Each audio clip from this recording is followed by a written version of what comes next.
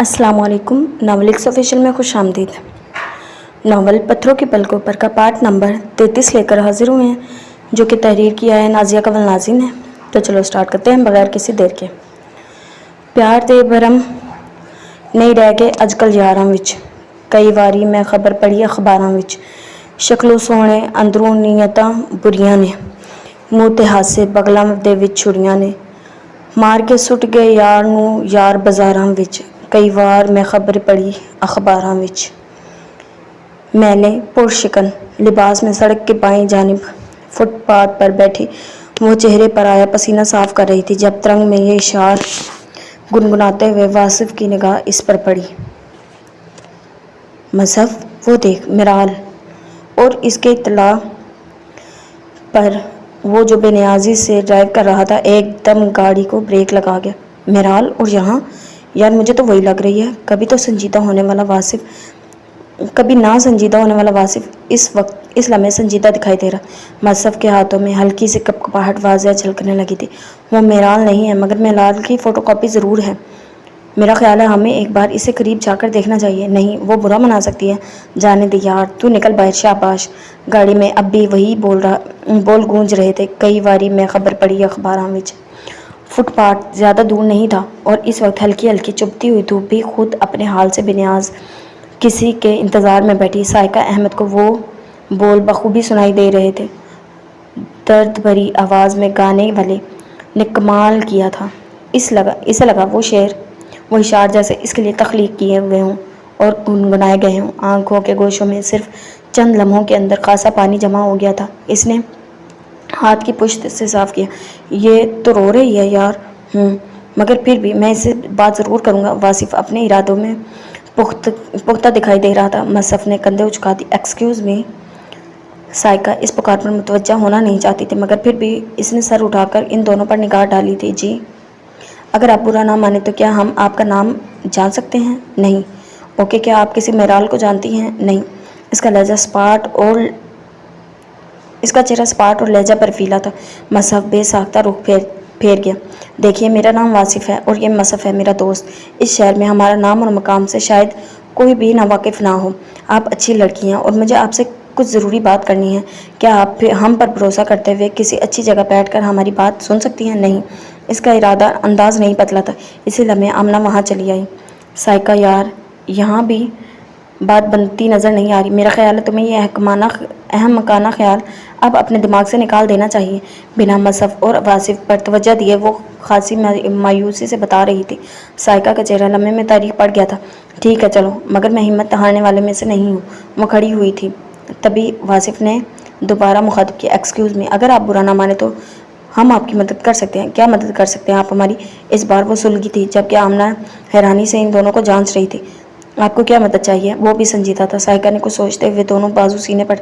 मुझे टेलीविज़न में काम करना है, ढेर सारा रुपया कमाना है। बताइए, दिला सकते हैं मुझे काम? हाँ, टेलीविज़न में क्या, आप चाहें तो मैं फिल्म में भी काम कर सकती हैं। इस बार हैरान होने की बारी आमना और साइका की थी। मेरा ख्याल है हमें इसकी बात सुननी चाहिए। साइका ने फ़ौरन फैसला कर लिया था। आमना इसका मुंह देखती रही। पागल हो गई हो क्या? क्या तुम नहीं जानती आजकल कराची में कैसे हालात चल रहे हैं? मुझे तो शक्ल से ही दोनों ख़तरनाक दिखाई देते हैं। इसके कान में मुंह घुसाते हुए इसने इस बार बाज रखना चाहा था जब वासिफ बोल उठा। आप अल्लाह को हाजिर नाज़िर जानकर हम पर मुकम्मल भरोसा कर सकती हैं सिस्टर। तो ठीक है, आप अपना सेल नंबर दे दीजिए, हम घर जाकर खुद आपसे फ़ोन पर बात कर लेंगे। ठीक है, ये लीजिए विजिटिंग कार्ड, मैं आपकी कॉल का इंतज़ार करूँगा। वासिफ ने मायूस नज़र आते हुए वॉलेट से अपना कार्ड निकालते हुए एक लम्हे की ताख़ीर नहीं की थी। साइका इसका कार्ड थाम कर इस पर सरसरी निगाह डालकर आमना के साथ आगे बढ़ गई। तुम्हें क्या लगता है ये क्या काम करेगी? हाँ, ज़रूरत सब कुछ करवा देती है। वो पुरुम्मीद था। मसफ शाह ने झटक कर गाड़ी की तरफ बढ़ गया। क्या तुम इस लड़के को कॉल करोगी? घर आकर आमना ने चादर उतारते ही इससे पूछा था। जवाब में वो चरपाई पर आड़ी तिरछी लेट गई थी। ज़रूर करूँगी। जाने क्यों, मुझे लगता है जैसे मेरा खुदा मेरी गैबी इमदाद करना चाहता है, लेकिन मुझे ये सब ठीक नहीं लग रहा। मेरा ख्याल है हम फिर से कोई जॉब ढूंढते हैं। हरगिज़ नहीं। 10-12 हज़ार की जॉब भी अब मेरी ज़िंदगी का मकसद नहीं। मुझे हज़ारों लाखों रुपया चाहिए आमना, बैंक बैलेंस, गाड़ी, सब कुछ चाहिए। मगर क्यों? जब तुम्हें इस शख्स के संग चलना ही नहीं है तो, इसे पाना ही नहीं है तो फिर इसके लिए यूँ خود کو برباد کرنے کا کیا مقصد؟ تمہیں نہیں بتا سکتی، جو آگ میرے اندر سلگ رہی ہے اس کی اذیت کو تم جان بھی نہیں سکتی۔ میں چاہے مر جاؤں، مگر صرف ایک بار اسے دکھانا ضرور چاہوں گی کہ عورت اگر کسی چیز کو زندگی کا مقصد بنا لے تو پھر اسے حاصل کر کے ہی رہتی ہے۔ صرف محبت ایک ایسی چیز نہیں ہے آمنہ جو ہرا دیتی ہے عورت کو، وگرنہ دنیا کی کون سی چیز ہے جو عورت پانا چاہے اور پا نہ سکے؟ ہو سکتا ہے وہ مجبور ہو۔ تمہیں سب کچھ سچ سچ بتانا چاہتا ہوں، مگر پلیز اسٹاپ اٹ آمنہ۔ کوئی ذکر نہیں ہوگا ہمارے بیچ اس شخص کا۔ شدید نفرت کرتی ہوں میں اس شخص کے ساتھ کے تصور سے بھی۔ اٹس اوکے، میں ٹھنڈا لاتی ہوں، پھر بیٹھ کر بات کرتے ہیں۔ نہیں، اماں کی طبیعت ٹھیک نہیں ہے، میں گھر جاؤں گی اب صبح میرے ساتھ پھر مزید خواری کے لیے تیار رہنا۔ مگر نو اگر مگر مائی ڈیئر، بس چلوں گی اب۔ وہ آج کل بہت تلخ اور ضدی ہو گئی تھی۔ آمنہ کا دل دکھ سے بھر گیا تھا۔ کاش تمہارا منہ ہوتا اے محبت اور میں وہ نوچ لیتی۔ بیرونی دروازے کی دہلیز پار کرتی سائقہ احمد کی چال کی شکستہ دیکھتے بے ساختہ وہ بڑبڑائی تھی اور پھر دروازہ بند کر کے وہیں گھٹنوں میں سر دے کر بیٹھ گئی تھی۔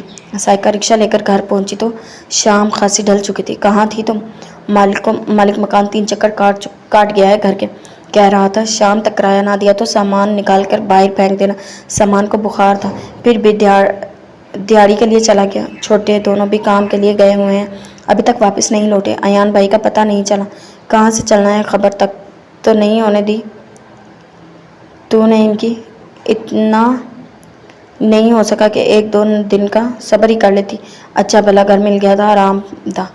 پتہ نہیں اچانک کیا سمائی دماغ میں جو کھینچ کر یہاں لے آئی۔ سائمہ بنا اس کے حال پر غور کیے غصہ ہو رہی تھی۔ وہ بے حسی کچن میں چلی گئی۔ اپنی مرضی سے تعلق بناتی ہو اور پھر بنا کسی مشورے کیے اپنی مرضی سے ختم بھی کر دیتی ہو۔ پتہ نہیں کیا چاہتی ہو تم؟ ذرا گھر والوں کی خوشیوں کا خیال نہیں ہے تمہیں؟ وہ بڑبڑاتی اس کے پیچھے ہی کچن میں چلی آئی تھی۔ سائقہ کا دماغ گھوم گیا۔ میں نے گھر والوں کی خوشیوں کا ٹھیکہ نہیں لے رکھا، سمجھی تم؟ نہ ہی کسی کی خیریت پر جیتی ہوں میں۔ تم پاگل ہو گئی ہو سائقہ؟ اور کچھ نہیں، کاش ہو جاتی پاگل۔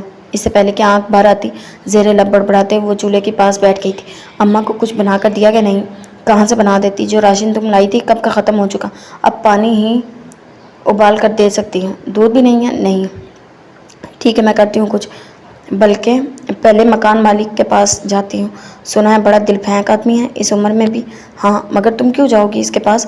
اپنے گھر والوں کی راحت کے لیے۔ کیا مطلب؟ مجھ جیسی لڑکیوں سے ان کے کسی بھی عمل کا مطلب نہیں پوچھا کرتے سائقہ۔ کیا مطلب مجھ جیسی؟ پتہ نہیں، یہ اس دنیا کے لوگ بہت تکلیف دہ رائے اور لفظ استعمال کرتے ہیں مجھ جیسی حالات اور تقدیر کی ستائی ہوئی باغی لڑکیوں کے لیے۔ کوئی آوارہ کہتا ہے تو کوئی بد کردار۔ کسی کے پاس اتنی فرصت نہیں ہے کہ وہ مجھ جیسی لڑکیوں کے پیچھے ان کی مجبوریوں کے حوال بھی سن لے۔ تمہیں کیا لگتا ہے سائقہ تم ایسی تو نہیں تھی؟ پتہ نہیں کیا ہو گیا ہے مجھے، میں آتی ہوں ابھی، بے سود سی دھیمے لہجے میں کہتی۔ وہ جانے کے لیے اٹھ کھڑی ہوئی تھی۔ سائمہ پریشان سی اس کی عزت اور سلامتی کی دعا کرتی جانے کیا کیا پڑھ کر اس پر پھونک رہی تھی۔ مغرب کے قریب کہیں وہ واپس آئی تو اس کے ہاتھ میں کھانے پینے کی کچھ اشیاء کے شاپر تھے۔ کیوں گئی تھی تم مالک مکان کے پاس؟ سامان کئی بار تمہارا پوچھ چکا ہے، بتا کر تو گئی تھی تمہیں کہ کیوں جا رہی ہوں۔ وہ دل پھینک بڈھا ہے اور میں اسے بیوقوف بنانے گئی تھی تاکہ میری غیر موجودگی میں وہ دوبارہ تم لوگوں کو پریشان نہ کرے۔ یہ ٹھیک نہیں ہے سائقہ، کسی کو پتہ چل گیا تو بہت غلط باتیں پھیلیں گی۔ پہلے کیا ٹھیک ہے ہماری زندگی میں؟ ویسے بھی اس کے پاس پیسہ نہیں ہوتا ہے، لوگ ان کی خوبیوں بھی خامیوں میں شمار کرتے ہیں۔ کیسی محبت، کیسی انسانیت، کیا سب بکواس ہے سائمہ۔ کسی غریب کو کوئی حق نہیں کہ عزت دار کہلائے۔ یہاں عزت کے لائق صرف وہی لوگ ہیں جن کی جیب میں نوٹوں سے بھری ہیں، وہ نوٹ خواہ کسی غریب کا خون نچوڑ کر حاصل کیے گئے ہوں یا اپنا ضمیر بیچ کر۔ اب شرافت اور محبت کا اچار نہیں ڈالنا کوئی اگر مگر کی بحث میں پڑھنا چھوڑو تو سائمہ، ہماری سزا یہ ہے کہ لوگ ہمیں تصدیق کریں اور جو چاہیں الزام لگائیں۔ میں کان لپیٹ لیے ہیں، تم بھی لپیٹ لو۔ وہ ازحد سنجیدہ اور آزاردہ سی سائمہ اسے دیکھتی رہ گئی۔ عباد اپنا والٹ اٹھا کر اپنے کمرے سے نکلنے کا قصد کر ہی رہا تھا کہ عائشہ بیگم نے اسے پکارا۔ جی ماما، کہاں جا رہے ہو؟ مجھے بات کرنی تھی تم سے۔ ابھی تو ایک ضروری کام سے جا رہا ہوں۔ آپ بتائیے کیا بات ہے؟ تمہارے کام کی ہی بات ہے۔ اصل میں تمہارے پاپا اور اس لڑکی کے گھر والوں سے ملنا چاہتے ہیں۔ وہ خوب ہوشیاری سے پتے پھینک رہی تھی۔ عباد کے اندر پھر بے چینی پھیل گئی۔ ٹھیک ہے ماما، 1-2 روز میں ملواتا ہوں ان سے۔ وہ پریشان بھی تھا اور مضروب بھی۔ سائقہ بیگم اسے دیکھ کر رہ گئی۔ ٹھیک ہے، میں کہہ دوں گی ان سے۔ شکریہ، سرد سے کہتا وہ کمرے سے نکل آیا تھا۔ اگلے 1.5 گھنٹے میں وہ سائقہ کے علاقے میں تھا۔ وہ گھر لاک ملا تھا جو سڈنی جانے سے قبل اس نے خود اسے کرایہ پر لے کے دیا تھا۔ وحشت تھی، کچھ سمجھ میں نہیں آ رہا تھا کہ کیا کرے۔ وہ لڑکی جو اس کے لیے خوشبو کے احساس کی مانی تھی، اسے زمین کھا گئی یا آسمان نگل گیا۔ دل کی بے چینی حد سے سوا تھی۔ کئی بار آمنہ سے رابطے کی کوشش کی مگر وہ گھر پر ہی نہ ملی۔ اس کا دل چاہا وہ سڑک پر بیٹھ کر روئے یا گاڑی کسی درخت میں دے مارے۔ اگر اسے خبر ہوتی کہ اس کا ٹور اس لڑکی کی محبت کو چھین لے گا، وہ کبھی سڈنی نہ جاتا۔ مسلسل 1 ہفتہ اس نے سائقہ کی تلاش جاری رکھی تھی مگر بدلے میں سوائے مایوسی کے اور کچھ ہاتھ نہیں آیا تھا۔ آسیہ بیگم اس کی حالت نوٹ کر رہی تھی۔ پچھلے 1 ہفتے سے وہ بے حال تھا، کھانے پینے سے بے پرواہی کے ساتھ وہ خود اپنی ذات سے بھی بے پرواہی برت رہا تھا۔ رات بھر اس کے کمرے کی لائٹ جلتی رہتی تھی۔ اس روز ناشتے سے فارغ ہونے کے بعد وہ اوپر اس کے کمرے میں چلی آئی تھی۔ آباد وہ تکیہ باہوں میں دبائے گہری نیند سو رہا تھا۔ کمرے کا حال بھی اس کے طرح ابتر تک کہیں کوئی چیز ٹھکانے پر نہیں پڑی تھی۔ سرخ و سفید چہرہ کملا کر رہ گیا تھا، آنکھوں کے نیچے ہلکے الگ پڑ گئے تھے۔ انہیں لگا جیسے کسی نے اس کا دل مٹھی میں لے لیا ہو۔ آباد بہت پیار سے اس کے بالوں میں ہاتھ پھیرتے ہوئے انہوں نے پھر اسے پکارا تھا۔ جواب میں آباد نے ہلکا سا کسمسا کر آنکھیں کھول دیں۔ اس کا جسم آنکھ کی مانند دہک رہا تھا۔ کیا ہو گیا ہے تمہیں؟ کیا حالت بنا لی ہے اپنی؟ اس کی آنکھوں میں آنسو تھے۔ آباد نے اپنا سر چپکے سے ان کی گود میں رکھ دیا۔ مما، مجھ سے وہ لڑکی کھو گئی ہے، کہنے کے ساتھ ہی وہ بلک بلک کر رو پڑا تھا، بالکل کسی ننھے سے بچے کی طرح۔ آسیہ بیگم کو لگا ان کا دل رک گیا ہو۔ اتنا پیار کرتے ہو تم اس سے؟ تو کہاں گئی؟ پتہ نہیں مما، لیکن کہیں کچھ بہت غلط ہوا ہے۔ وہ ایسی نہیں ہے، یوں راستہ بدل کر کہیں جا سکے۔ اتنا یقین ہے اس پر نہیں مما، اپنی محبت پر یقین ہے۔ اچھا سنبھالو خود کو، تمہارے پاپا دیکھیں گے تو کیا سوچیں گے؟ نظریں چراتے ہوئے انہوں نے اس کے بال سہلائے تھے۔ ہادیہ اچھی لڑکی ہے، خاندان سے ہے، پھر خود پیار بھی کرتی ہے تم سے۔ میری مانو تو اس کے لیے حامی بھر لو، خوش رہو گے۔ نہیں، وہ نہیں تو کوئی بھی نہیں مما۔ ایسا کیا ہے اس میں؟ تمہیں پتہ ہے یہ مڈل کلاس گھرانے کی لڑکیاں بہت چالاک ہوتی ہیں، پیسوں کے لیے امیر لڑکوں کو پھانستی ہیں اور جب کنگال کر دیتی ہیں تو خالی برتن کی طرح پھینک کر چلی جاتی ہیں۔ تمہیں اس کے لیے اتنا جوگ لینے کی ضرورت نہیں۔ وہ ایسی نہیں ہے مما، مجھے نہیں پتا مڈل کلاس گھرانے کی لڑکیاں کیا ہوتی ہیں اور کیا نہیں، میں جاننا بھی نہیں چاہتا، مگر میں اس کو جانتا ہوں۔ وہ ایسی نہیں ہے، اسے تو پتہ ہی نہیں ہے میں کون ہوں، کیا ہوں، میری کیا حیثیت ہے، کیا مقام ہے۔ وہ تو بس پیار کرتی ہے مجھ سے، پیار کرنا جانتی ہے، زندگی کی آزمائشوں اور ذمہ داریوں میں پھنسی وہ صرف مجھے دل سے پیار کرتی ہے، میری ذات کی قدر کرتی ہے۔ اچھا ٹھیک ہے، مل جائے گی کہیں نہ کہیں۔ ابھی اٹھو اور تھوڑا سا کچھ کھا پی لو، پھر ڈاکٹر صاحب کو بلوا لیتی ہوں، چیک اپ کر لیں گے۔ نہیں، اس کی ضرورت نہیں ہے، میں ٹھیک ہوں، آفس جا رہا ہوں تھوڑی دیر میں۔ پاگل ہوئے ہو؟ اتنا بخار اور کہتے ہو ٹھیک ہوں؟ ہرگز نہیں، اور آفس کا تو نام بھی مت لینا۔ نہیں ماما، مجھے آفس جانا ہے، کیا پتہ وہ آ جائے۔ تم پاگل ہو گئے ہو آباد؟ اور کوئی بات نہیں، محبت پاگل ہی کر دیتی ہے ماما۔ زخمی سے مسکراہٹ لبوں پر پھیلا کر کہتے وہ اٹھ کھڑا ہوا تھا۔ آسیہ بیگم بے بسی سے اسے دیکھتی رہ گئی تھی۔ سائقہ، تمہارے لیے خوشخبری ہے۔ خوشخبری؟ اور میرے لیے؟ ہاں، مذاق تو نہیں اڑایا؟ سچ کہہ رہی ہوں پاگل۔ وہ پرسوں ہم جس ڈائریکٹر صاحب سے ملنے گئے تھے نا، انہوں نے کال بیک کی تھی، کہہ رہے تھے آ کر مل لیں، کوئی نئی سیریل ڈائریکٹ کر رہے ہیں آج کل۔ سچ؟ اور نہیں تو کیا، میں تو واقعی اچھی خبر ہے۔ چلو پھر چلتے ہیں، بس یہ ذرا سے کپڑے دھو کر پھیلا لوں، کہیں جانے کی ضرورت نہیں ہے تمہیں، سمجھی؟ آمنہ کی والدہ کی کڑکدار آواز پر وہ دونوں چونکی تھی۔ جب دیکھو یہ لڑکی کہیں نہ کہیں آوارگی میں تیار رہتی ہے اور تم اتنی بے شرم ہو کہ ماں سے اجازت لینا بھی گوارا نہیں کرتی۔ تمہارے باپ کو تمہارے کرتوتوں کا پتہ چل گیا تو تمہارے سامنے میری چٹیا بھی پکڑ کر گھر سے باہر نکال دیں گے۔ اماں، چلاؤ مت، اس کی ماں اس کی کمائی کھاتی ہوگی، اسی لیے روک ٹوک نہیں کرتی، مگر مجھے ایسا کوئی لالچ نہیں ہے، آئی سمجھ؟ وہ دن برداشت کر لی تیری خود سری، اب دیکھتی ہوں کیسے ہماری عزت کا جنازہ نکالتی پھرتی ہو تم۔ وہ اپنی جگہ 1% بھی غلط نہیں تھی، مگر سائقہ کو لگا جیسے کسی نے زہر میں پچا خنجر اس کے سینے میں پیوست کر دیا ہو۔ دکھ کی شدت سے کنگ وہ انہیں دیکھتی رہ گئی۔ سائقہ پلیز، تم اماں کی بات کا برا مت منانا، انہیں عادت ہے وقت بے وقت بولنے کی۔ بکواس بند کرو اپنی اور جا کر ہانڈی چڑھاؤ۔ بڑھیا ہی تمیزدار ہمدرد بی بی۔ اس کی معذرت پر وہ پھر تپتے ہوئے بولی تھی۔ سائقہ کو لگا وہ اگر 1 منٹ بھی وہاں رکی رہی تو رو پڑے گی۔ میں چلتی ہوں آمنہ، تم اپنا خیال رکھنا۔ سائقہ وہ تڑپ کر اسے روکنا چاہتی تھی مگر سائقہ اس کے ہاتھوں سے اپنا سرد ہاتھ چھڑواتے ہوئے سرد سے پلٹ کر اس کے گھر کی دہلیز پار کر گئی تھی۔ جب دیکھو یہ لڑکی کہیں نہ کہیں آوارگی پر تیار ہے، تمہیں شرم نہیں ہے؟ کہ ماں سے اجازت لے لو. یہ رپیٹ کیا ہے. اس کی ماں اس کی کمائی کھاتی ہوگی، میں نہیں. کتنے نوکیلے لفظ تھے،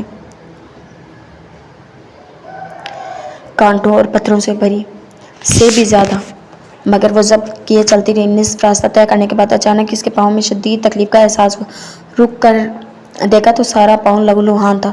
جانے کب کہاں کانچ کا ٹکڑا پاؤں میں پیوست ہو کر اسے زخمی کر گیا تھا. اس نے رک کر پاؤں کو پکڑا اور زور سے کھینچ کر خون سے سرخ ہوا کانچ کا ٹکڑا باہر نکال لیا تھا. اگلے 30 منٹ کے بعد وہ مطلوبہ ڈائریکٹر کے پاس تھی. تو آپ ہیں سائیکا جی، شوبز میں کیوں آنا چاہتی ہیں؟ اور لوگ کیوں آتے؟ مختلف مقاصد لے کے آتے، کوئی شہرت کے لیے تو کوئی دولت کے لیے، البتہ کچھ اپنا آپ بلانے اور خود کو بہلانے کے لیے بھی آ جاتے ہیں. اس طرح میں بھی خود کو بلا دینا چاہتی ہوں، ڈھیر سارا پیسہ کمانا چاہتی ہوں. خود کو بلانا آسان نہیں ہوتا میں سائیکا جانتی ہوں، اسی لیے تو آپ کے پاس آئی ہوں. یہ جانتے ہوئے بھی لوگ اس فیلڈ کو اچھا نہیں سمجھتے. گڈ. وہ مسکرائے تھے، پھر اچانک نگاہ اس کے پاؤں پر پڑی تو چونک اٹھے. ارے یہ آپ کے پاؤں اتنے زخمی کیوں ہیں؟ ان کی نشاندہی پر سائیکا نے ذرا سا سر جھکا کر اپنا زخمی پاؤں پر نگاہ کی تھی. پھر گہری سانس بھرتے ہوئے بولی، یہ محبت کے زخم ہیں آصف صاحب. جو بھی اس نگر کو گیا اسے واپسی کی راہ میں یہ زخم سمیٹنا ہی پڑے. اوہ، میرا خیال ہے آپ کو ایک چانس ضرور ملنا چاہیے. ٹھیک ہے، آپ کل سے اسی ٹائم مل لیجیے گا مجھ سے. شکریہ. بنا سامنے چائے کے کپ کو ہاتھ رکھے وہ اٹھ کھڑی ہوئی تھی.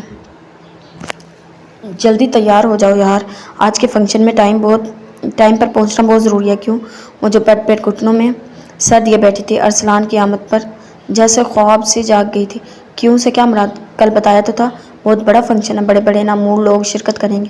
اگر ان میں سے کسی ایک کو بھی تم پسند آ گئی تو سمجھو بات بن گئی تمہاری. وہ ترنگ میں کہتا بیڈ کے کونے میں ٹک گیا تھا. امامہ کے لبوں پر زخمی سی مسکراہٹ بکھر. اس کا مطلب تم چارہ تیار کرنے آئے ہو تاکہ بھینس کو کھلا کر اس سے دودھ حاصل کر سکو. بکواس نہ کرو یار، جینے کے لیے 100 ہیلے کرنے پڑتے ہیں. اس وقت ہمارا کوئی ٹھکانا نہیں ہے. یوں دوستوں کے گھر کب تک رکو گے؟ رکھوں گا میں تمہیں؟ نہ تو شادی کر سکتا ہوں، نہ ہی تنہا چھوڑ کر کہیں جا سکتا ہوں. تو ٹھیک ہے، تم چلو، تیار ہو کر آتی ہوں.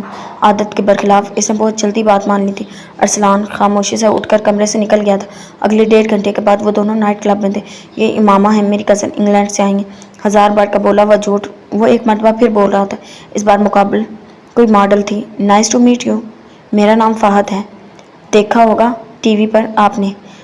مسکرا کر اپنا تعارف کرواتے ہوئے اس نے مسافر کو ہاتھ بڑھایا. جواب میں امامہ نے ذرا سی جھجک کے بعد اس کا ہاتھ تھام لیا. سوری، میں ٹی وی نہیں دیکھتی. بہرحال آپ سے مل کر خوشی ہوئی. شکریہ. ویسے میرا خیال ہے آپ کو ماڈلنگ کی طرف آنا چاہیے. کیوں کیا؟ آپ خوبصورت ہیں، ذہین ہیں، پھر اس فیلڈ میں بہت پیسہ ہے. مگر مجھے انفارمیشن نہیں ہے، کوئی ہیلپ بھی نہیں ہے. ہیلپ کو چھوڑیں، آپ جیسے خوبصورت لوگوں کو ہیلپ کی ضرورت نہیں ہوتی. بس حامی بنے اور آفر پکی چولی میں آئی. ارسلان قریبی میز پر بیٹھا سب سن رہا تھا اور خوش ہو رہا تھا. امامہ مسکراتی. آپ تو ایسے کہہ رہے ہیں جیسے آفرز آپ کے ہاتھ میں ہوں. بس یہی سمجھ لیجیے ہاتھ میں ہے. میرے ساتھ ہی کچھ ایڈ کر لیجیے گا. یہ تو بہت امیزنگ ہے، میں ضرور کرنا چاہوں گی. شکریہ بات ماننے کے لیے. چلیں کہیں بیٹھ کر باتیں کرتے ہیں. وہ جانتی تھی کہ اب اسے کیسی باتیں کرنی ہیں، تبھی مسکرا کر اس بات میں سر ہلایا. ارسلان نے بے ساختہ گہری سانس بھر کر سر کرسی کی پشت سے ٹیک لگا لیا. آنے والے دنوں میں فہد کی مدد سے امامہ نے بہت کامیابیاں سمیٹی. شروع کے 2-3 ایڈز میں بھرپور پذیرائی کے بعد جیسے اس پر آفرز کی بہجار ہو گئی تھی. اب فہد کو اس سے تعلق رکھنے پر رشک آ رہا تھا. فہد کے بعد جہاں زیب نامی ماڈل کے ساتھ اس کی دوستی ہو گئی تھی اور جہاں زیب اسے ماڈلنگ سے فلم کی طرف لایا تھا، ایک کے بعد ایک کامیابی کے قدم چوم رہی تھی. ارسلان کو اسی کی مدد سے کام مل گیا تھا. دونوں مل کر مصروف ہو گئے تھے. دن بھر خود کو دنیا داری اور رنگ و نور کے نشے میں مصروف رکھنے کے بعد رات کو جب وہ بستر پر لیٹتی تو شجاع اور گڑیا کے ساتھ ساتھ قدرت اللہ صاحب بھی شدت سے یاد آتے اور آنکھوں سے ان کی یاد میں شفاف موتیوں کی صورت گالوں پر بکھر جاتی. جانے گڑیا کس حال میں ہوگی، اسے یاد بھی کرتی ہوگی کہ نہیں، یہی سوال اسے بے چین کیے رکھتا تھا. اس روز کسی نئے پروجیکٹ کے سلسلے میں اسے ایک تقریب اٹینڈ کرنی تھی جہاں زیب نے اسے اس تقریب کے لیے اپنے پیسوں سے شاپنگ کروائی تھی. گہرے نیلے رنگ کی خوبصورت ساڑی میں ملبوس وہ نظر لگ جانے کی حد تک خوبصورت لگ رہی تھی. جہاں زیب اسے اپنے حوالے سے مختلف لوگوں سے ملوا رہا تھا، جانے محفل بنی. وہ ہر کسی سے تحسین وصول کر رہی تھی۔ کھانے کے بعد جہاں زیب اور وہ ایک میز کے گرد بیٹھے باتیں کر رہے تھے، جب جہاں زیب نے چپکے سے اس کے ہاتھ کا مکہ تھام کر اپنا ہاتھوں میں لے لیا۔ مومی، آگے کی زندگی کے لیے کیا سوچا ہے تم نے؟ کیا سوچ رہا ہے؟ میں شادی کی بات کر رہا ہوں۔ اس کا ہاتھ ایک انداز سے اپنے لبوں سے لگاتے ہوئے اس نے کہا تھا، اور امامہ کے مسکراتے لب سمٹ گئے تھے۔ دائیں ہاتھ اٹھا کر جہاں زیب کے ہاتھوں سے اپنا بایاں ہاتھ چھڑواتے ہوئے اس نے ذرا سی نگاہ پھیری تھی اور پھر جیسے وہیں پتھر کی ہو گئی تھی۔ شجاع حسن مکمل یونیفارم میں ملبوس قہر برساتی نگاہوں سے اس کی طرف دیکھتا اسے شاٹ کر گیا تھا۔ ابھی ٹھہرو، ابھی کچھ دن لگیں گے وصل کو خواہش بنانے میں، تمہیں اپنا سمجھنے کے لیے، دل کو منانے میں۔ وفا کیا ہے؟ تقاضے محبت کی حدیں کیا ہیں؟ حدوں کی سرحدیں کیا ہیں؟ پھر ان کے پار جانے کا سبب کیا ہے؟ دہان و بے دہانی میں، تمہاری بھیگی باتوں کی ندیہ کی روانی میں، کہانی ہی کہانی میں۔ ابھی ٹھہرو، ابھی کچھ دن لگیں گے رشتہ بے نام کو ہم نام کرنے میں، کہانی کو کسی آغاز سے انجام کرنے میں، کہیں اظہار کرنے میں، کہیں اقرار کرنے میں۔ ابھی ٹھہرو، ابھی کچھ دن لگیں گے۔ نگاہیں ٹیلی ویژن اسکرین پر جماتے وہ کسی گہری سوچ میں گم تھا جب انوشا آہستہ سے دروازہ کھول کر کمرے میں چلی آئی۔ السلام علیکم۔ وہ بے ساختہ نگاہ جھکا گیا۔ وعلیکم السلام۔ خدا کا شکر ہے کہ شکل نظر آئی۔ کہاں تھی دن بھر؟ انٹرویو دینے گئی تھی جاب کے لیے، اور میرا انتخاب بھی ہو گیا۔ اچھا، انٹرویو دیتے ہی انتخاب ہو گیا؟ جی ہاں، اس کی محبوب مسکراہٹ پر وہ تپی تھی۔ کیا میں پوچھ سکتا ہوں کہ تم جاب کیوں کرنا چاہتی ہو؟ اگلے ہی پل وہ سنجیدہ ہوا تھا۔ انوشا نے رخ پھیر لیا۔ ہاں، جو تعلق آپ نے زور زبردستی اور دھوکے سے میرے ساتھ باندھا ہے، میرے لیے اس تعلق کی کوئی اہمیت نہیں۔ میں اب بھی نفرت کرتی ہوں تم سے۔ میرے لیے اب بھی تمہارا ایک روپیہ اپنی ذات پر خرچ کرنا حرام ہے، تم جانو یا نہ جانو۔ مگر میں نے اب تک تمہارے گھر میں سوائے پانی کے اور کوئی چیز اپنے حلق سے نہیں اتاری۔ تم سمجھتے ہو تم اس سنسان جزیرے کا فتح کر کے بڑا کام کیا ہے؟ مگر میں آخری سانس تک خود پر تمہارا حق تسلیم نہیں کروں گی۔ ایک سناٹا تھا جو ان الفاظ میں شاہزر کے اندر تک اتر گیا تھا۔ وہ سپاٹ نگاہوں سے اسے دیکھتا۔ نفرت اور ضد کی اگر کوئی حد ہوتی تو انوشا رحمان پر وہ ختم ہوتی تھی۔ ٹھیک ہے، اور کچھ؟ گہری سانس سے بھرتے اس نے اس لڑکی کی نفرت سے شکست تسلیم کی تھی۔ اور کچھ نہیں، میں ایک ہی کمرے میں آپ کے ساتھ نہیں رہ سکتی، اس لیے میں نے اوپر کا ایک کمرہ آپ کے لیے اپنے لیے سیٹ کر لیا ہے۔ تم اور آپ کے درمیان پھنسی وہ نظریں چکائے مزید مطالبات پیش کر رہی تھی۔ شاہزر نے دونوں ہاتھ سینے پر باندھے۔ ٹھیک ہے، بات اگر رشتے کی بے وقتی اور حساب کتاب تک آ ہی گئی ہے تو پھر اس معاملے کو اچھی طرح سے حل کرتے ہیں۔ اب وہ گہری نگاہوں سے اسے دیکھ رہا ہے۔ تمہارے لیے میری ہر چیز حرام ہے تو پھر میرے لیے تمہاری خدمتیں حلال کیسے ہو سکتی ہیں؟ مانا کہ اس گھر میں ہر کام کے لیے ملازم موجود ہیں، مگر پھر بھی تم میرے بیٹے کو سنبھالتی ہو، اس کا خیال رکھتی ہو، تمہارے اس کام کا بھی معاوضہ ہونا چاہیے۔ ہرگز نہیں، آپ بھول رہے ہیں کہ آپ کے بیٹے سے میرا بھی کوئی تعلق ہے۔ جائز ماں ہوں میں اس کی، اور آج تک کسی ماں نے اپنے بچے کی پرورش کے پیسے نہیں لیے۔ ہاں، البتہ آپ کے پیسے بنتے ہیں میری طرف، اس گھر میں رہنے کے پیسے، اور وہ بھی میں ضرور دوں گی۔ اس لڑکی کی کوئی کل سیدھی نہیں تھی۔ شاہزر لب بھینچ کر اپنے اندر اٹھتے غصے کو طوفان کو اس سے پہلے کہ میرے لبوں سے کوئی غیر مناسب الفاظ نکلیں، یہاں سے چلی جاؤ انوشا پلیز۔ وہ اس لڑکی سے کبھی جیت نہیں سکتا تھا۔ انوشا بنا اس کے چہرے پر نگاہ ڈالے خاموشی سے کمرے سے نکل گئی۔ شدید سردی میں بنا کمبل کے ٹی وی کے سامنے بیٹھا وہ انگلش مووی سے دل بہلا رہا تھا جب ریان زور سے اس کے کمرے کا دروازہ دھکیلتے ہوئے اندر داخل ہوا۔ چاچو، ماما بلا رہی ہیں، ماما سے کہو چاچو فری نہیں ہیں۔ بنا نگاہ اسکرین سے ہٹائے اس نے پٹ سے جواب دیا تھا۔ کیا کر رہے ہیں؟ مووی دیکھ رہا ہوں چاچو، ٹیچر کہہ رہی تھی مووی دیکھنے سے گناہ ہوتا ہے، اللہ میاں بہت مارتا ہے۔ اچھا، کس چیز سے مارتا ہے اللہ میاں؟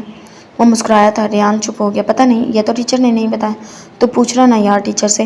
اور اب جاؤ اپنا ہوم ورک کرو، شاباش۔ ٹیلی ویژن اسکرین پر جو سین تھا وہ ریان کے دیکھنے کے قابل نہیں تھا، تبھی اس نے اسے کمرے سے بھگا دیا۔ عین اس لمحے اس کے سیل پر باقر کی کال آ گئی۔ کہاں ہو شہزادے؟ کال کیوں ریسیو نہیں کر رہے؟ سائلنٹ پر تھا یار۔ کہو کیا بات ہے؟ میں آ رہا ہوں تیری طرف۔ آج رات بہت غضب کا پروگرام سیٹ کیا ہے تم نے۔ اچھا، کچھ اسپیشل ہے کیا؟ ہاں، بہت اسپیشل ہے۔ چلو ٹھیک ہے، آ جاؤ، میں گھر پر ہی ہوں، سرد سے کہہ کر اس نے کال ڈراپ کر دی تھی، اور اب اسے بھاگ کر قیامت کے ساتھ رات کے ڈھل جانے کا بھی انتظار تھا۔ کیا پروگرام ہے؟ اگلے 30 منٹ میں باقر اس کے پاس تھا۔ بتایا تو ہے بہت اسپیشل پروگرام ہے، شام میں آصف کی طرف چلیں گے، اس کے گھر والے کراچی گئے ہوئے ہیں، تنہا ہوگا گھر پہ، وہاں موویز وغیرہ دیکھیں گے، پھر ہوٹلنگ وغیرہ کر کے کچھ پینے پلانے کا پروگرام ہوگا، اور اس کے بعد اسپیشل پروگرام۔ ہاتھ پر ہاتھ مار کر کہکہ لگاتے ہوئے ادی نے برا سا منہ بنا کر رخ پھیر لیا۔ چلو، میں سمجھا پتہ نہیں کون سا اسپیشل پروگرام ہوگا، یہ تو روز کا کھیل ہے۔ یار اس بار لڑکی بہت غضب کیا، اور زیادہ پروفیشنل بھی نہیں ہے۔ مووی دیکھنے کے بجائے یار کلب چلیں گے اور کچھ ہلا گلا کریں گے۔ ٹھیک ہے، جیسے تیری مرضی۔ وہ سارے دوستوں کا لاڈلا تھا، اس لیے ہر بار اس کی خواہش کا احترام کیا جاتا تھا۔ اب انکل کی طبیعت کیسی ہے؟ اگلے ہی پل چل گوشے چھیلتے ہوئے باقر نے اس سے پوچھا تھا۔ ادی نے ٹی وی آف کر دیا۔ پہلے سے بہتر ہے، اور ان کے ول کا کیا ہے؟ بنا تجھے کچھ دیں گے کہ نہیں؟ مجھے کچھ نہیں چاہیے ان سے، نہ دے۔ مجھے کچھ نہیں چاہیے ان سے، نہ دے۔ مگر یار یہ تیرا حق ہے، تو اپنا حق چھوڑ دے گا؟ ڈیم اٹ یار، چل مارکیٹ چلتے ہیں، کچھ چیزیں خریدنی ہیں اپنی گرل فرینڈ کے لیے۔ وہ بیزاری سے بولا تو باقر فوراً اٹھ کھڑا ہوا۔ طلال ہمدانی کا شمار ارب پتی رئیسوں میں ہوتا تھا۔ اپنی جوانی آرمی میں بھرپور عیش و عشرت کے ساتھ بسر کرنے کے بعد ریٹائر ہو کر انہوں نے اپنا ذاتی کاروبار شروع کر دیا تھا، جس میں ان کے 2 بڑے بیٹے عفان اور منان نے ان کی بھرپور مدد کی تھی۔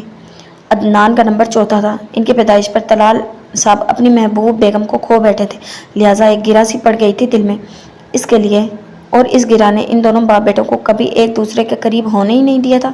عدنان سے بڑا اسنان تھا، اور وہ تعلیم کے سلسلے میں ملک سے باہر تھا۔ عفان اور منان دونوں شادی شدہ تھے اور ایک ہی گھر میں اکٹھے رہتے تھے۔ دونوں کی بیگمات سگی بہنیں تھیں، لہٰذا امن و سکون تھا گھر میں۔ ریحان عفان ہمدانی کا بیٹا تھا اور عدنان سے بے حد کلوز تھا۔ منان کے گھر ابھی اولاد نہیں ہوئی تھی، لہٰذا گھر بھر کی محبتوں کا واحد وارث وہی تھا۔ عفان شہ زر کا دوست تھا، اور اس کے کہنے پر ہی اسکول کے بعد اس نے ریحان کو گوری کی اکیڈمی میں اسلامی تعلیمات کے لیے بھیجنا شروع کیا تھا۔ ماں کے وجود سے محرومی اور باپ کی سرد رویے نے عدنان کو خودسر اور عیاش بنا دیا تھا۔ اس سے ہر وہ کام کر کے تسلی اور تسکین حاصل ہوتی تھی جو گھر والے خصوصاً باپ کو ناگوار گزرتا تھا۔ MBA کرنے کے باوجود اسے جاب یا بزنس میں کوئی دلچسپی نہیں تھی۔ اخلاق کی سوز فلمیں دیکھنا، شراب پینا اور غلط کاریاں کو اپنا محبوب مشغلہ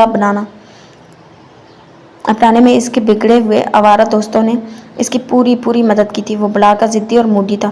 گھر بھر میں اسے ریحان کے سوا کوئی بھی پسند نہیں کرتا تھا، تاہم اسے اس کی پرواہ ہی نہیں تھی۔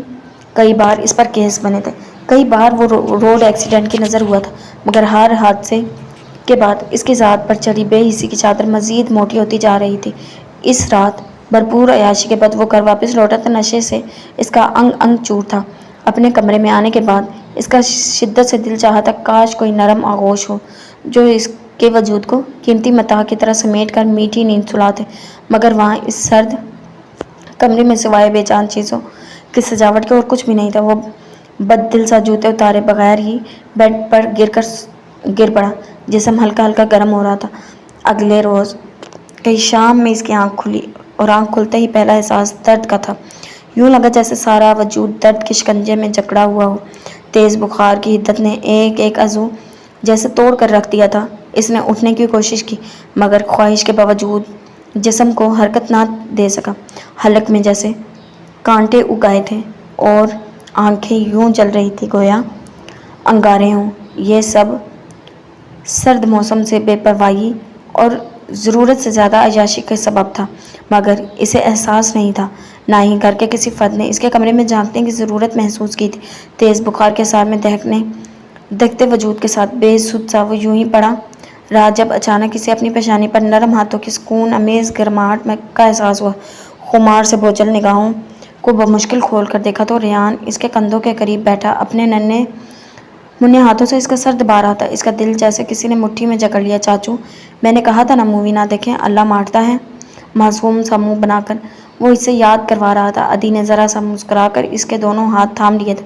ٹھیک ہے، اور کس بات پر اللہ مارتا ہے؟ ٹیچر کہہ رہی تھی جب ہم سے کسی کو تکلیف پہنچتی ہے تو اللہ ناراض ہو جاتا ہے، کیونکہ اللہ اپنے بندوں سے بہت پیار کرتا ہے۔ اور اللہ خوش کیسے ہوتا ہے؟ وہ تو ٹیچر کو پتا ہوگا، کل پوچھوں گا ان سے۔ میری ٹیچر بہت اچھی ہیں، چاچو سے بھی زیادہ اچھی۔ اچھی تو بہت ہے مگر چاچو سے زیادہ نہیں۔ وہ مسکرایا تھا۔ ادی نے ہاتھ بڑھا کر اسے خود سے لپٹا لیا۔ چاچو، میری ٹیچر بہت اچھی کہانیاں سناتی ہیں۔ قرآن پاک میں اللہ تعالیٰ نے ہماری بہتری اور بھلائی کے لیے جو باتیں کی ہیں وہ سب بتاتی ہیں ہمیں، اور ساری دعائیں بھی یاد کرواتی ہیں۔ اور کیا کیا کرتی ہیں آپ کی ٹیچر؟ بچوں سے پیار کرتی ہیں، نماز پڑھنا سکھاتی ہیں، اور ٹیچر سے نماز پڑھنا سیکھوں گا۔ آپ ٹیچر سے نماز پڑھنا سیکھو گے؟ نہیں یار، میری پٹائی کریں گی وہ۔ نہیں چاچو، میری ٹیچر پٹائی نہیں کرتی، بہت پیار سے پڑھاتی ہیں۔ چلو ٹھیک ہے، تب تو سیکھنا ہی پڑے گا۔ ریان کے بالوں میں پیار سے ہاتھ پھیرتے ہوئے اس نے اسے بہلایا تو تبھی اس کی دوست زاویہ ہلکے سے دروازہ ناک کرتے ہوئے کمرے میں داخل ہوئی۔ ہائے ادی، کیسی ہو؟ باکر سے پتہ چلا تمہاری طبیعت ٹھیک نہیں۔ ہاں یار، کل رات بس خیال نہیں کیا تو بخار ہو گیا۔ تم سناؤ کیسی ہو؟ کہاں ہوتی ہو آج کل؟ میں نے کہاں ہونا ہے؟ تمہیں تو پتہ ہے کسی مسئلے میں پھنس گئی تھی، اوپر سے اس اسٹوپڈ انسان نے مووی بنا کر نیٹ پر پھیلا دی۔ پاپا اور مما نے تو قطع تعلق کر لیا ہے، آج کل دانی کے ساتھ رہ رہی ہوں، اور اب اس کی بھی نئی فرمائشیں شروع کر دی۔ اس نے بھی نئی فرمائشیں شروع کی ہیں۔ یہ تو ہے، آپ گھی کے پاس رہے تو اس کا جمے رہنا ناممکن ہے۔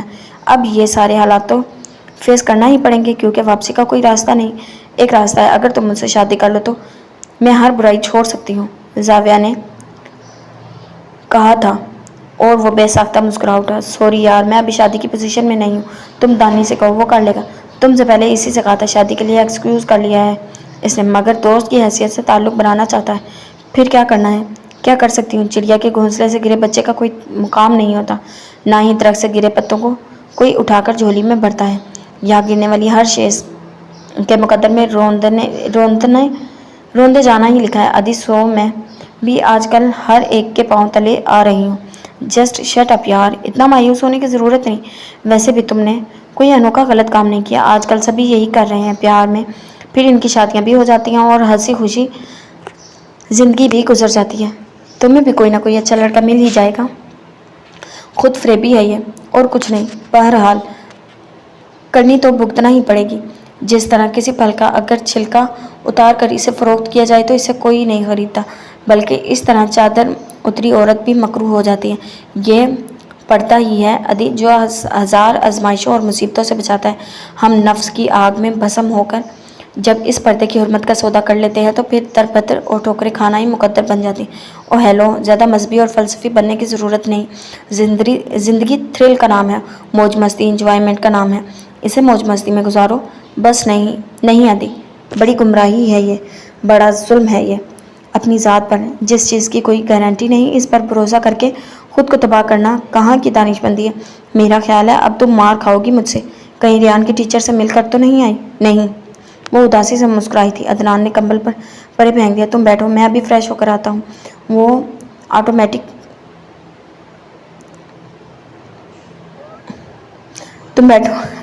میں فریش ہو کر آتا ہوں، پھر آؤٹنگ کے لیے چلتے ہیں۔ خراب طبیعت کی پرواہ کیے بنا وہ اٹھ کھڑا ہوا تھا۔ زاویہ اس بات میں ساری لاگی۔ ریان نے دیکھا اس کے بازو اور پیٹ عریاں تھا۔ اس وقت جو جین اس نے پہن رکھی تھی وہ اس کے خوبصورت جسم کو مزید عیاں کر رہی تھی۔ بے ساختہ اس تصور میں اپنی ٹیچر کا سراپا آ گیا، خوبصورت عبایا میں، سر پر اسکارف لپیٹے۔ وہ اتنی پرنور دکھائی دیتی تھی کہ ریان زیادہ دیر اس کی آنکھوں میں دیکھ ہی نہ پاتا تھا، مگر سامنے بیٹھی یہ عورت اس کی مما کی کاپی ہی تھی، لگ رہی تھی بجھا سا۔ اٹھ کر کھڑا ہو گیا۔ اگر میں مما سے کہوں وہ ٹیچر جیسے کپڑے پہنے تو کیا مما مان جائیں گی؟ اگر چاچو آنٹی سے وہ کپڑے پہننے کے لیے کہیں تو کیا یہ مان جائیں گی؟ انہیں سوالوں میں الجھا وہ عدنان کے کمرے سے نکل آیا تھا۔ اگلے روز اکیڈمی میں وہ گوری کو یہ بات بتا رہا تھا۔ ٹیچر، میری ماما اور چاچو کی دوست آپ کے جیسے کپڑے کیوں نہیں پہنتی؟ گوری اس کے سوال پر مبہم سا مسکرائی تھی۔ اس سوال کا جواب بہت گمبھیر ہے ریان، آپ نہیں سمجھو گے۔ خدا اس کی کائنات میں روئے زمین پر اس شخص سے زیادہ بد نصیب اور قابل ترس شخص اور کوئی نہیں جسے وہ پاک ذات ہدایت نصیب نہ کرے۔ قرآن پاک کی سورۃ روم پارہ نمبر 21 آیت نمبر 28 اور 29 میں اللہ رب العزت کا فرمان ہے، اللہ غالب حکمت والا ہے اور وہ تمہارے لیے تمہارے ہی مال کی ایک مثال بیان فرماتا ہے۔ بھلا انسانوں میں جن غلاموں کے تم مالک ہو وہ اس مال میں جو ہم نے تم کو عطا کیا ہے تمہارے شریک نہیں، کیا تم اس میں ان کو اپنے برابر سمجھتے ہو؟ اور کیا تم ان میں سے اس طرح ڈرتے ہو جیسے اپنوں سے ڈرتے ہو؟ اور ہم اس طرح عقل والوں کے لیے اپنی آیتیں کھول کھول کر بیان کرتے ہیں، مگر جو ظالم ہیں، بے سمجھے اپنی خواہشوں کے پیچھے چلتے ہیں، تو جس کو خدا گمراہ کرے اس سے کون ہدایت دے سکتا ہے، اور ان کا کوئی مددگار نہیں۔ آیت کا ترجمہ سناتے ہوئے اس کی آنکھیں ہلکی سی نمی لیے ہوئے تھی۔ اللہ مہلت دیتا ہے، اختیار دیتا ہے، مگر انسان جب سرکش اور جہالت میں حد سے بڑھ جاتا ہے تو پھر وہ اپنی گرفت میں جکڑ لیتا ہے، اپنی پکڑ میں لے لیتا ہے، اور خدا کی پکڑ بہت سخت ہوتی ہے ریان۔ بہت پچھتاتا ہے انسان پھر اپنی کوتاہیوں پر، بالکل ویسے ہی جیسے آخرت میں پاک ذات کے منکر کافر اپنے ہاتھ کاٹیں گے دانتوں سے اور اپنی گمراہی میں وویلا کریں گے، مگر ان کو معافی نہیں ملے گی۔ مہلت پوری ہو جائے تو سزا اور جزا کا عمل شروع ہو جاتا ہے، اور اگر بدعمالی کی سزا نہ ملے تو نیک اور بد میں اللہ کے فرما بردار اور نافرمان بندوں میں کوئی فرق ہی نہیں رہے گا۔ تو کیا میرے چاچو اور مما کو بھی سزا ملے گی؟ اللہ رحم کرنے والا ہے، جس سے چاہے بخشنے والا ہے، اور آپ اللہ سے ان کے لیے ہدایت کے لیے دعا کیا کریں۔ کیا دعا کرنے سے ہدایت مل جاتی ہے ٹیچر؟ بہت معصوم سا سوال تھا، مگر گوری کے لبوں پر چپ لگ گئی تھی۔ ہاں بھی اور نہیں بھی۔ انسانی ہستی کی بنیاد ہی جس مرکز پر ہے وہ حاصل ہونا آسان نہیں ہے ریان۔ ہدایت اور واحد چیز جو کبھی دل کی گہرائیوں سے گڑ گڑا کر مانگے بنا نہیں ملتی۔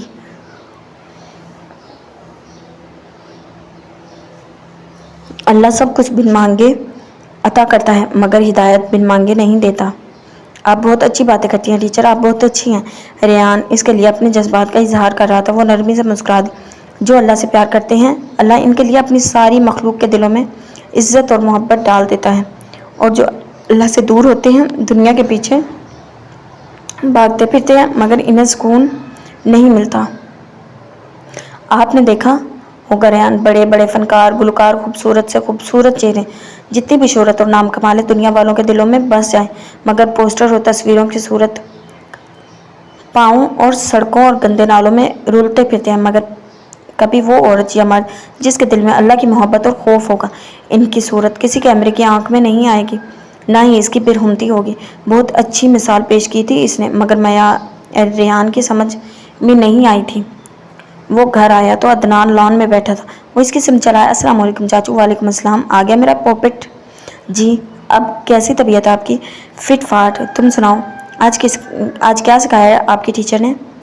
بہت کچھ۔ ٹیچر کہتی ہیں اللہ مہلت اور اختیار دیتا ہے، مگر انسان جب سرکشی اور جہالت میں حد سے بڑھ جاتا ہے تو پھر وہ اپنی گرفت میں جکڑ لیتا ہے، اپنی پکڑ میں لے لیتا ہے، اور اللہ کی پکڑ بہت سخت ہوتی ہے۔ اسٹاپ اٹ یار، ابھی آپ کی عمر ہی نہیں ہے ان باتوں کو ذہن پر سوار کرنے کی۔ میں کرتا ہوں بھابھی سے بات، وقت سے پہلے پاگل کر دیں گی یہ لوگ تمہیں۔ سخت برہم ہو کر بڑبڑاتے ہوئے وہ اٹھا اور دندناتا ہوا ریان کی ماما کے کمرے میں جا بچا، جو ابھی تک نائٹی میں ملبوس تھی۔ بھابھی، آپ لوگ ریان کے ساتھ کیا کر رہے ہیں؟ کون سی اکیڈمی میں بھیجنا شروع کیا ہے آپ نے؟ بچے کی شخصیت مسخ کر رہی ہے، نہ کارٹون دیکھتا ہے نہ ہلہ گلا کرتا ہے، لے کر آخرت کے عذاب کی باتیں کرتا رہتا ہے آج کل۔ اپنے بھائی سے پوچھنا، یہ سب جن پر مولوی بننے کا بھوت سوار ہوا ہے آج کل۔ میری تو خود بڑی جھڑپ ہوئی ہے ان سے، میں کیا کروں؟ بھائی ہر وقت گھر پر نہیں ہوتے۔ آپ کل سے ریان کو اکیڈمی نہیں بھیجیں گے، اپنا حشر نہیں کروانا۔ میں نے بہت سختی سے تاکید کی ہے انہوں نے۔ تو ٹھیک ہے، پھر اس محترمہ ٹیچر صاحبہ کے دماغ کی برین واشنگ کرنی ہی پڑے گی مجھے۔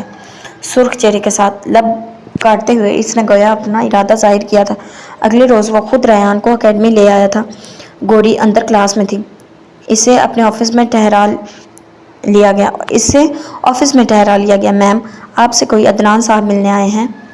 وہ قرآن پاک کے مطالعے میں مشغول تھی جب آفس بوائے نے آ کر پیغام دیا تھا۔ وہ چونکی۔ کتنی بار کہا ہے مجھے میم نہیں آپ ہی یا باجی کہا کرو۔ اور آفس میں کیا نصیر صاحب نہیں بیٹھے؟ بیٹھے ہیں جی، پر وہ صاحب آپ سے ملنا چاہتے ہیں۔ ٹھیک ہے، انہیں مہمان خانے میں بٹھائیں، میں آتی ہوں۔ شرمندہ سا آفس بوائے کو پر اعتماد لہجے میں کہتی وہ پھر سے قرآن پاک کے مطالعے میں مشغول ہوگی۔ قریباً 30 منٹ کے بعد وہ مہمان خانے میں داخل ہوئی تو عدنان کے ضبط کی انتہا ہو چکی تھی۔ السلام علیکم۔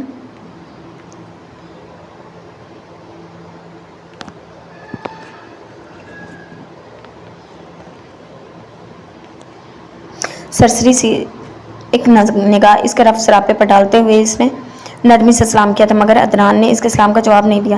بیٹھیے، مجھے اپنے بھتیجے کے سلسلے میں کچھ بات کرنی ہے آپ سے۔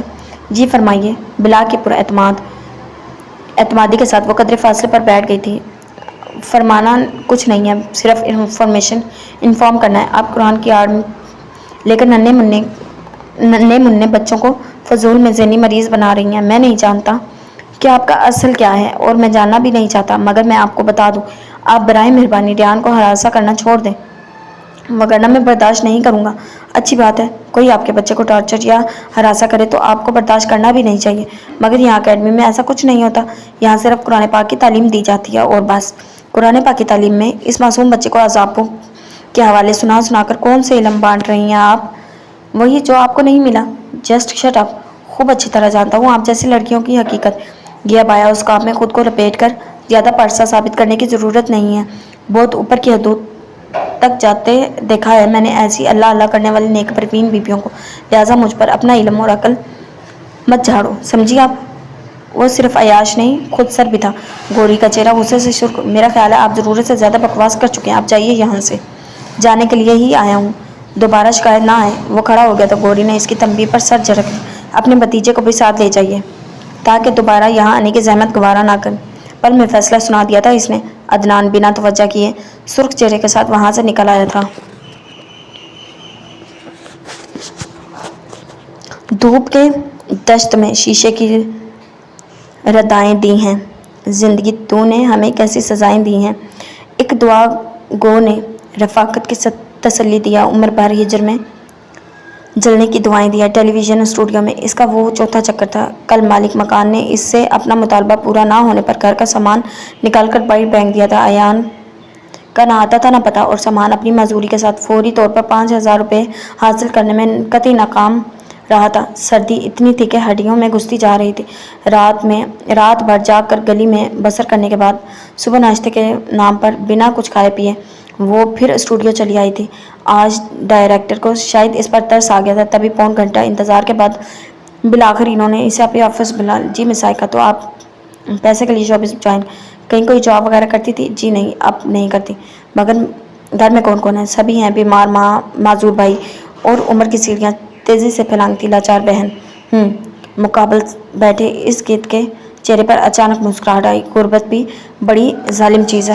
خیر، کام مل جائے گا آپ کو، مگر پہلے آپ کو میرے ساتھ ایک کپ چائے پینا ہوگی، وہ بھی میرے گھر پر۔ آپ کے گھر پر کیوں؟ خوش ہوتے ہوئے اچانک ٹھٹکی تھی جو ہمیں ڈائریکٹر واصف نے آہستہ سے اس کا ہاتھ تھام لیا۔ میں گھر پر بہت سکون محسوس کرتا ہوں۔ آج کل تو بیگم صاحبہ بھی میکے گئی ہوئی ہیں، بہت تنہائی میں محسوس ہو رہی ہے قسم سے۔ آنکھوں کا رنگ بدلتا وہ شخص کسی طور ڈاکٹر عارف سے الگ نہیں تھا۔ سائقہ نے بھٹک کر اپنا ہاتھ کھینچا۔ نہیں، میں آپ کے گھر نہیں جا سکتی۔ گھر نہیں جا سکتی تو میرے پلے میں کیسے آ سکتی ہو؟ بولو۔ وہ ان چند ایمان فروش لوگوں میں سے تھا جو خفیہ طور پر دوسروں کی مجبوریوں کا فائدہ اٹھاتے ہیں۔ سائقہ نے آنسو بھری نگاہوں کے ساتھ سر اٹھا کر اسے دیکھا، پھر آہستہ سے کرسی کھسکا کر اٹھ گئی۔ میں مڈل کلاس گھرانے کی بھوک سے تنگ آئی ہوئی لڑکی صحیح، مگر عزت کا سودا کبھی نہیں کروں گی۔ شکست کے ساتھ ساتھ اس کے لہجے میں غصہ بھی تھا۔ ڈائریکٹر ہنس دیا۔ سامنے دور تک شفاف سڑک بچھی تھی۔ وہ آزادہ سی سر اٹھا کر دیکھتی رو رہی تھی۔ کاش تم کبھی میرے مقابل آؤ آباد یاور، اور میں اپنے جاندار تھپڑوں سے تمہارا چہرہ سرخ کر دوں۔ کتنے دل سے مجبور۔ بہت آہستہ سے اس نے سرگوشی کی تھی، تبھی کسی نے پکارا، ایکسکیوز می آباد۔ موسم بے حد خراب تھا، باہر تیز بارش ہو رہی تھی۔ اسٹاف کے تمام لوگ آفس سے نکل چکے تھے، مگر وہ بنا بخار کی پرواہ کیے نگاہ کمپیوٹر اسکرین پر جمائے کسی گہری سوچ میں گم سب سے کٹ کر بیٹھا تھا۔ جب ہادیہ نے سرسری سائز کے کمرے میں جھانکتے ہوئے اسے پکارا، آباد نے چند ساتوں کے لیے نگاہ کمپیوٹر اسکرین سے ہٹائی، مگر پلٹ کر اس کی طرف نہیں دیکھا۔ تم یہاں بیٹھے ہو اور میں کب سے تمہارا سیل ٹرائی کر رہی ہوں۔ باہر موسم دیکھو کتنا خراب ہے۔ کیا گھر نہیں جانا؟ نہیں، ابھی نہیں۔ کیوں؟ آنٹی کی 3 کالز آ چکی ہیں، بہت پریشان ہے تمہارے لیے۔ انہیں کہہ دو میں ٹھیک ہوں اور تم جاؤ پلیز۔ تمہیں تنہا چھوڑ کر نہیں کر چلی جاؤں؟ ہرگز نہیں۔ ہادیہ پلیز۔ کیا پلیز؟ ضرورت نہیں کہ ہر بات تمہاری مانی جائے۔ تمہیں اب مجھ میں دلچسپی نہ صحیح، تمہیں مجھ سے شادی نہیں کرنی نہ کرو، مگر تم میرے دوست ہو ابھی۔ فرسٹ کزن ہو میرے، میں تمہیں اس وقت یوں تنہا چھوڑ کر نہیں جا سکتی۔ وہ اس کی اندرونی کیفیت سے بے خبر نہیں تھی۔ عباد نے قرب سے آنکھیں موند لی۔ بہت بڑا گیم کھیلا ہے تم لوگوں نے میرے ساتھ ہادیہ۔ بہت بڑا گیم کیا مطلب؟ وہ بڑبڑایا تو ہادیہ چونک گئی۔ تم جانتی ہو، بہت اچھی طرح جانتی ہو کہ میں کیا کہہ رہا ہوں۔ ایک منصوبے کے تحت آسٹریلیا بھیج کر میری عدم موجودگی میں پھر دولت کی چھڑی سے محبت کی گردن کو ذبح کیا ہے تم لوگوں نے۔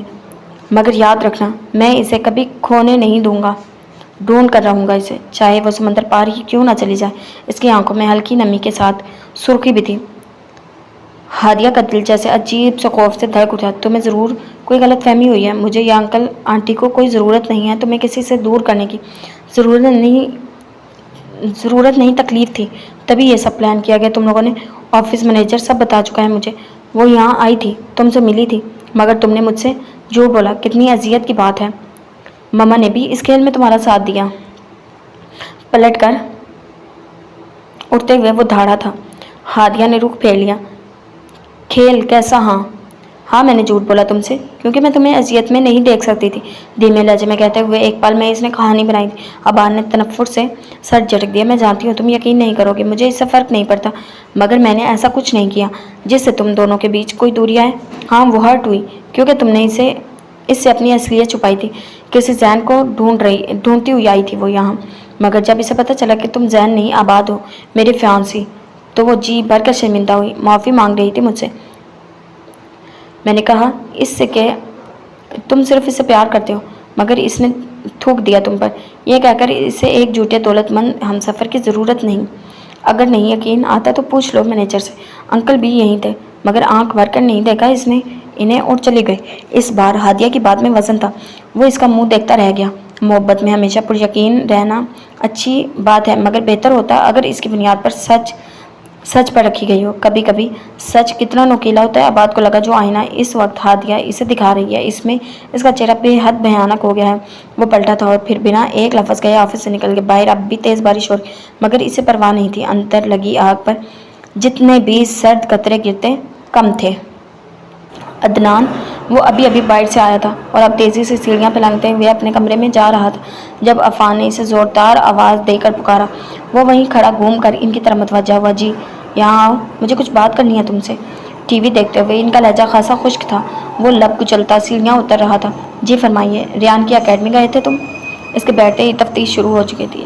جی، کس لیے؟ کوئی خاص مقصد نہیں تھا، بس یوں ہی دماغ ٹھیک کرنے گیا تھا اس استانی کا۔ جسٹ شٹ اپ، ہوتے کون ہو تم؟ میرے بیٹے کی ٹیچر کا دماغ ٹھیک کرنے والے، اس کے ذاتی معاملات میں دخل اندازی کرنے والے۔ اچانک دھاڑ کر انہوں نے اس کی اوقات یاد دلائی تھی۔ عدنان اندر سے کٹنے کے باوجود خاموش نہ رہ سکا۔ آپ کا بیٹا میرا بھی کچھ لگتا ہے جناب عفان افندی صاحب، بکواس بند کرو اپنی۔ وہ میرا بیٹا ہے اور اس کی بھلائی برائی کی تمام ذمہ داری مجھ پر ہے۔ تم جو روش اپنائے ہوئے ہو اسی پر رہو۔ میرے بیٹے کی زندگی میں دخل اندازی کی کوئی ضرورت نہیں ہے تمہیں، سمجھے؟ اس کی بدتمیزی کی خبر یقیناً ان تک پہنچ چکی تھی، تبھی اتنا سخت لہجہ اختیار کیا تھا انہوں نے۔ وہ ضبط سے لب کچلتا اٹھ کھڑا ہوا تھا۔ ٹھیک ہے، اوقات یاد دلانے کا شکریہ۔ باپ کے ساتھ ساتھ بھائیوں سے بھی اس کی نہیں بنتی تھی، مگر اس وقت جانے کیوں ہے تک کا احساس بہت زیادہ ہوا تھا۔ اپنے کمرے میں واپس آنے کے بعد رات بھر اس نے شراب نوشی کی تھی۔ رہ کر گوری کا سراپا اس کے تصور میں آ رہا تھا اور رگوں میں ابلتا خون ایک اسی تصور کے ساتھ اسے جنونی کر رہا تھا۔ ہر 2 منٹ کے بعد کوئی نہ کوئی چیز اٹھا کر پٹکتے ہوئے اسے غلیظ گالیوں سے نواز رہا تھا۔ چھوڑوں گا نہیں تمہیں میں، تمہاری اوقات یاد دلا کر رہوں گا، دیکھ لینا۔ اس کا بس نہیں چل رہا تھا کہ فوری صبح ہو جائے۔ رات ساری یوں ہی اذیت کی نظر ہو گئی۔ صبح کے قریب کہیں آنکھ لگی تو پھر دوپہر 2 بجے کے قریب کچھ بیدار ہو کر ہی پہلا خیال اسی کا ہی آیا تھا۔ تبھی فریش ہو کر اپنا سیل آف کرتے ہوئے وہ دوبارہ ریان کی اکیڈمی چلا آیا۔ گوری آپا، کوئی عدنان صاحب ملنے آئے ہیں آپ سے۔ ریان آج نہیں آیا تھا، مگر عدنان چلا آیا تھا۔ وہ ابھی سویٹ لیکچر کی تیاری کر رہی تھی۔ ملازم کی ہدایت پر اس بات میں سر ہلاتی اگلے 15 منٹ میں مہمان خانے کی طرف چلی آئی۔ السلام علیکم۔ حسب عادت کمرے میں داخل ہوتے ہی اس نے سلام کیا۔ عدنان پینٹ کی پاکٹ میں ہاتھ گھساتا اٹھ کھڑا ہوا تھا۔ اس کی آنکھیں اس وقت بہت سرخ ہو رہی تھی۔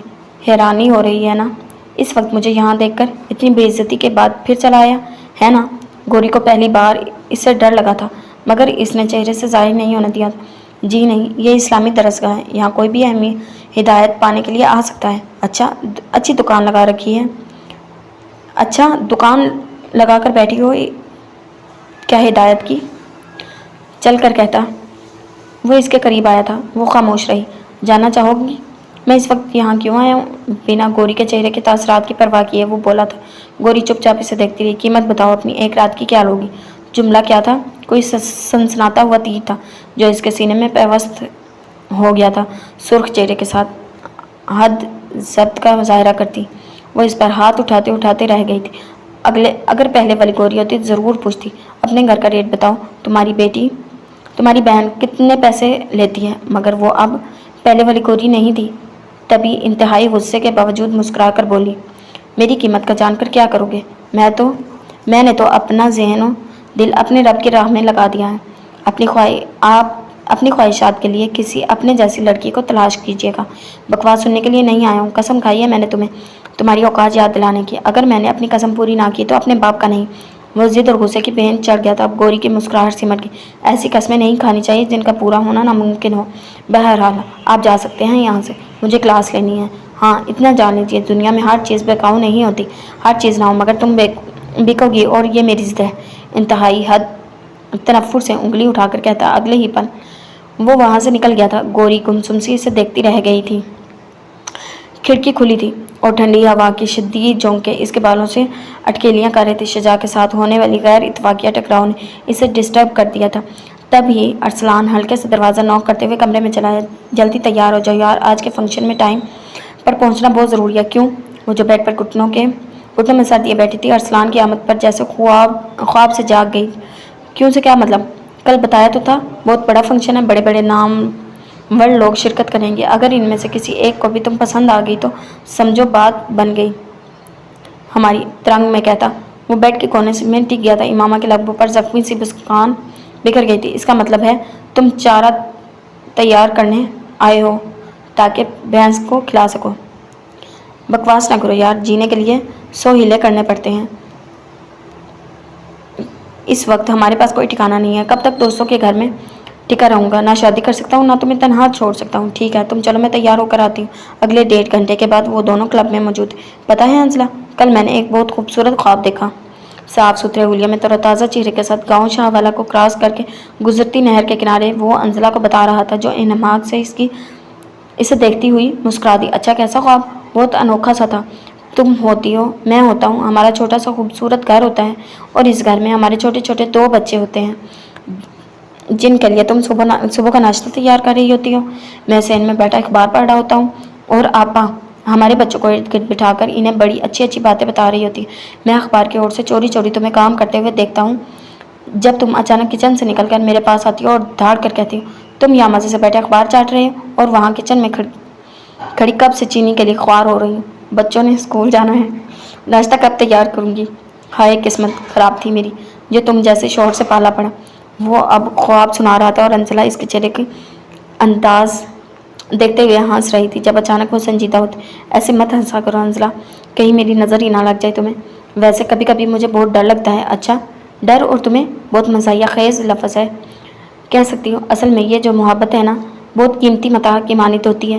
اس احساس کو کھونے کا ڈر بہت بزدل بنا دیتا ہے انسان کو، اس لیے تو اس راہ پر آنے سے ڈر لگتا ہے۔ اچھا جی، کس بات کا ڈر لگتا ہے اب تمہیں؟ کھونے کا ڈر انزی، اپنی شفاق تقدیر کا، بے وفائی کا ڈر، اپنے خوبصورت خواب اچانک ٹوٹ جانے کا ڈر۔ تم پاگل ہو کیس؟ اور کچھ نہیں۔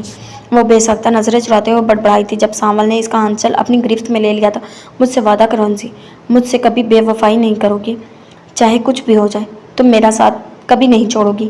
میں وہ سب کچھ کروں گا جو تم کہو گی، مگر بدلے میں آخری سانس تک تم میرا ساتھ نبھاؤ گی۔ مجھ سے وعدہ کرو۔ کسی ننھے سے بچے کی مانند ہراسا وہ اس سے عہد لے رہا تھا۔ انزلہ نے ذرا سا رخ پھیر کر نہر کے گدلے پانی پر نگاہ ڈالی، پھر سانول کی آنکھوں میں دیکھتے ہوئے جیسے سب کچھ بھول گئی۔ میں وعدہ کرتی ہوں کیس، زندگی کی آخری سانس تک تمہارا ساتھ نبھاؤں گی، چاہے کچھ بھی ہو۔ تھینکس جانم۔ وہ مسرور تھا۔ اب چلو، دیکھو سورج ڈوب رہا ہے، تم نے وعدہ کیا تھا تم اپنے ڈرائیور کے ساتھ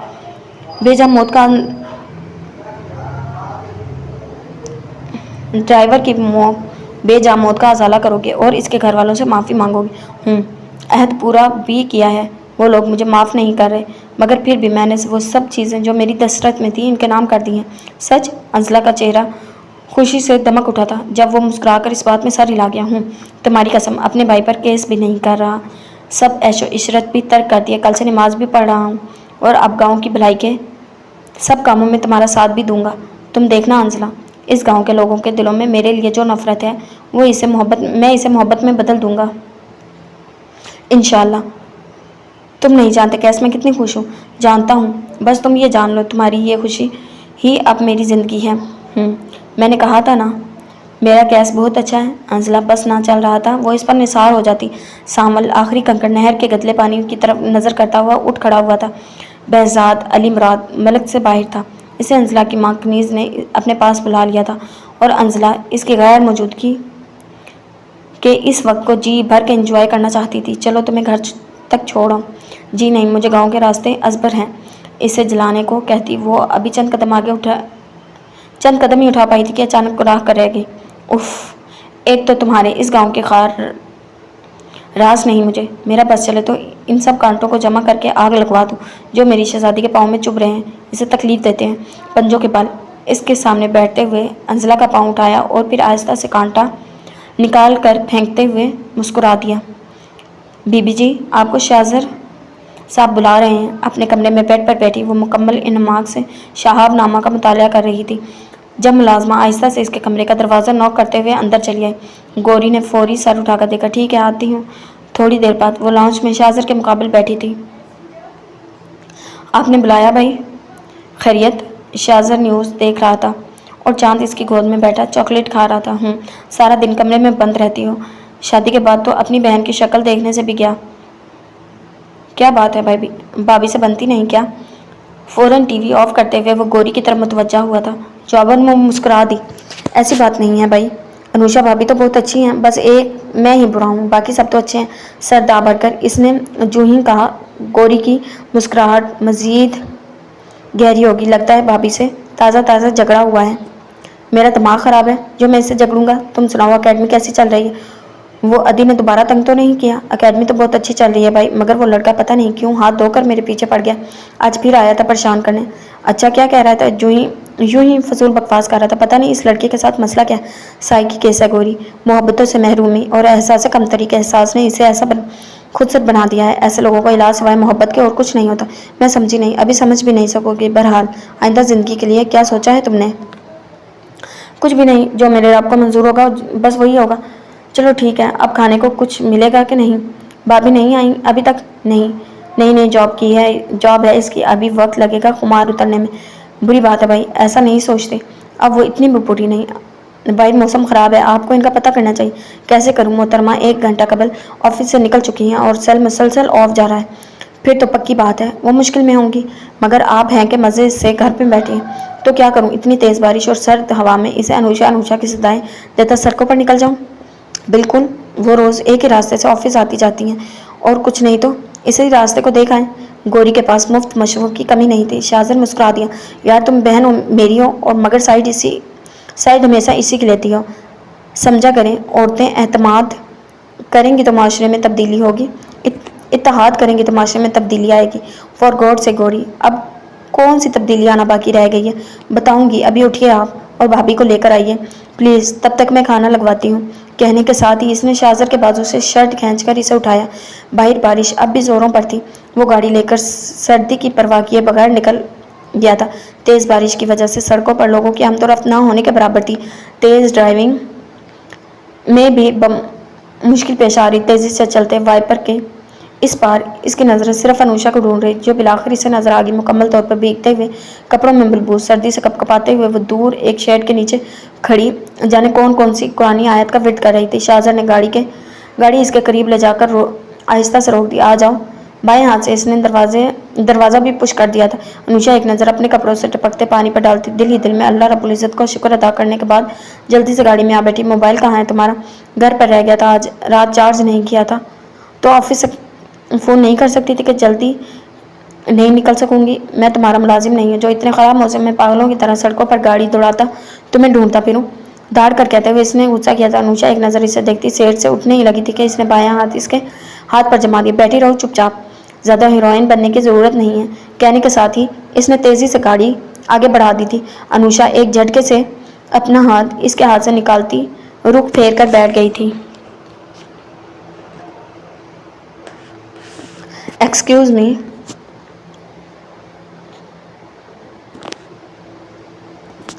اجنبی صدا پر سائقہ نے ذرا سی گردن موڑ کر دیکھا۔ واصف علی ہمدانی اسے ہی دیکھ رہا تھا۔ وہ بیزاری سے رخ پھیر گئی تھی، مگر تب تک وہ قریب آ چکا تھا۔ میں نے آپ کو نمبر اور کارڈ دیا تھا مگر آپ نے رابطہ نہیں کیا۔ میری مرضی، میں آپ سے رابطے کی پابند نہیں ہوں، ٹھیک ہے؟ مگر کیا میں جان سکتا ہوں آپ شاپس میں کیوں آنا چاہتی ہوں؟ پیسوں کے لیے، مگر پیسہ صرف غلط راستوں پر چل کر تو نہیں کمایا جا سکتا، اور بھی کئی طریقے ہیں۔ مجھے اور کوئی طریقہ دکھائی نہیں دے رہا اس وقت۔ دے جائے گا دکھائی۔ آپ مجھے بتائیے کتنے پیسے چاہیے آپ کو؟ کتنے پیسے دے سکتے ہیں آپ؟ جتنی آپ ڈیمانڈ کریں۔ میری ڈیمانڈ پر مت جائیں، عورت پیسوں کے معاملے میں ویسے بھی بہت کریزی ہوتی ہے۔ آپ کہہ سکتی ہیں، میں ایسا نہیں سمجھتا۔ حیرت ہے، شاید دنیا کا پہلا امیر آدمی ہے جس کی عورت کے بارے میں اتنی مثبت سوچ ہے۔ فضول کی بحث ہے یہ۔ آپ بتائیے پلیز، آپ کو کتنے پیسے چاہیے؟ 5 لاکھ۔ سائقہ کے لبوں پر مسکراہٹ آئی۔ ٹھیک ہے، مل جائیں گے۔ اور کچھ؟ اس بار حیران ہونے کی باری سائقہ کی تھی۔ اور کچھ نہیں، مگر اتنے پیسے آپ کیوں دیں گے؟ پیسے کام کے عوض ہی ملتے ہیں مس۔ کیسا کام؟ کوئی غیر قانونی خطرے والا کام نہیں ہے۔ تو پھر کیا کرنا ہوگا مجھے؟ محبت؟ کیا؟ واصف علی ہمدانی نے جتنے آرام سے کہا تھا وہ اتنی ہی زور سے اچھل پڑی تھی۔ جی ہاں، اتنے پیسوں کے عوض آپ کو محبت کرنی ہے اذلان حیدر سے۔ محبت؟ کون اذلان حیدر؟ زندگی سے روٹا ہوا ایک خوبصورت کردار۔ مگر میں محبت نہیں کر سکتی، نگاہ پھیر کر کہتے ہوئے وہ جیسے گہرے قرب کا شکار ہو گئی تھی۔ واصف علی ہمدانی سر دابر کر رہ گئے۔ حقیقت میں مت کیجیے گا، فرضی تو کر سکتی ہیں نا؟ نہیں، محبت کبھی فرضی نہیں ہوتی۔ آپ چاہتے ہیں میں کسی کو محبت کے نام پر دھوکہ دوں، اس جذبے کے نام پر جو اس کائنات کی بقا کی بنیاد ہے، راز ہے؟ ہاں، کیونکہ میں اس سے پیار کرتا ہوں، بے حد، بے تحاشا۔ غلط، بے تحاشا پیار کرنے پر والے دھوکہ نہیں دیتے۔ پلیز مس، بحث میں وقت ضائع کرنے کا فائدہ نہیں۔ آپ ایسا کیوں چاہتے ہیں؟ بتا دوں گا، فی الحال آپ بتائیے کریں گی میرا کام کہ نہیں؟ میں سوچ کر بتا سکتی ہوں۔ ٹھیک ہے، میرا کارڈ آپ کے پاس ہے، میں شدت سے آپ کے جواب کا انتظار کروں گا۔ پینٹ کی پاکٹس میں ہاتھ گھسائے اس نے گہری نگاہوں سے سائقہ کو دیکھتے ہوئے کہا، اور پھر پلٹ گیا۔ سائقہ عجیب سی کشمکش کا شکار وہیں کھڑی رہ گئی۔ دیر تک اسے جاتے ہوئے دیکھتی رہی، دیر تک۔ بارش میں بھیگنے کے باعث انوشا تیز بخار اور زکام کے زد میں تھی۔ گوری 1 ہفتے کے لیے جماعت کے ساتھ شہر سے باہر گئی تھی، لہٰذا وہ کسی کو اپنا خرابی طبیعت کا بتا بھی نہ سکی۔ شاہزر خود بھی فلو کی زد میں تھا۔ سرخ ناک کے ساتھ آفس کے لیے بمشکل تیار ہوتے وہ ڈائننگ ٹیبل پر صرف چائے پینے آیا تھا جب جان نے پیچھے سے آ کر اس کے گردن میں اپنے بازو حمائل کیے تھے۔ گڈ مارننگ پاپا۔ گڈ مارننگ نہیں بابا کی جان، پہلے السلام علیکم اور صبح بخیر کہتے ہیں۔ سوری، پھپھو نے بتایا تھا، یاد ہی نہیں رہا۔ مسکرا کر نادم سے لہجے میں کہتے ہوئے اس نے شاہزر کا گال چوم لیا تھا۔ جواب میں اس نے اسے اٹھا کر گود میں بٹھا لیا تھا۔ ماما نے ناشتہ کر لیا؟ نہیں بابا، ماما تو ابھی تک سو رہی ہیں۔ کیوں؟ وہ تو جلدی اٹھ جاتی ہیں۔ پتہ نہیں، رات میری آنکھ کھلی تو ماما جاگ رہی تھی۔ چاند کی اطلاع پر قدرے متفکر ہو کر اس نے ملازمہ کو آواز دی تھی۔ جی صاحب، کچن میں کام کرتی ملازمہ دوپٹے سے گیلے ہاتھ صاف کرتے ہوئے اس کی پکار پر فوراً حاضر ہوئی تھی۔ بیگم صاحبہ آج بیدار نہیں ہوئی، جا کر دیکھو، طبیعت ٹھیک ہے ان کی؟ جی اچھا۔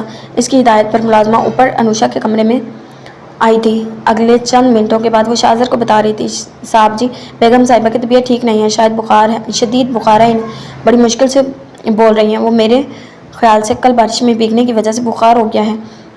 میں دیکھتا ہوں، متفکر لہجے میں کہتا وہ فوراً اٹھ کھڑا ہوا تھا۔ اوپر انوشا اپنے کمرے میں کمبل میں دب کے شدید بخار میں کانپ رہی تھی۔ انوشا! اس کے قریب پہنچتے اس نے اپنائیت سے اسے پکارا تھا۔ انوشا نے ذرا سی دیر کو آنکھیں کھول کر اسے دیکھا، پھر پلکیں موند لی۔ شاہزر نے ہاتھ بڑھا کر اس کی پیشانی پر رکھا، پھر اس کے قریب بیٹھتے ہوئے بولا، اتنی طبیعت خراب تھی تو بتا تو دیتی، میں ڈاکٹر کو کال کرتا۔ کوئی ضرورت نہیں ہے مجھے، میں ٹھیک ہوں۔ مجھے تو ٹھیک نہیں لگ رہی، ویسے بھی شوہر کی حیثیت سے اپنا فرض تو ادا کرنا ہی ہے مجھے۔ تم بھلے بھول جاؤ اپنے فرائض، میں نہیں بھول سکتا۔ مت بھولو، مگر مجھے تمہاری ہمدردی، تمہارے فرائض، تمہاری نوازشوں کی ضرورت نہیں ہے، سمجھے تم؟ بس کرو، بہت ہو گیا ہے یہ نفرت اور بے حسی کا کھیل۔ میں یوں اپنی آنکھوں کے سامنے اس طرح سے مرتے ہوئے نہیں دیکھ سکتا تمہیں۔ اچھا، میری تکلیف تمہیں تکلیف دے رہی ہے؟ ہاں، اللہ نے چاہا تو اب تم اسی تکلیف میں رہو گے ہمیشہ۔ ازحد تنفر سے کہتے ہوئے اس نے اپنا اوپر سے کمبل اتار کر پرے دھکیلا۔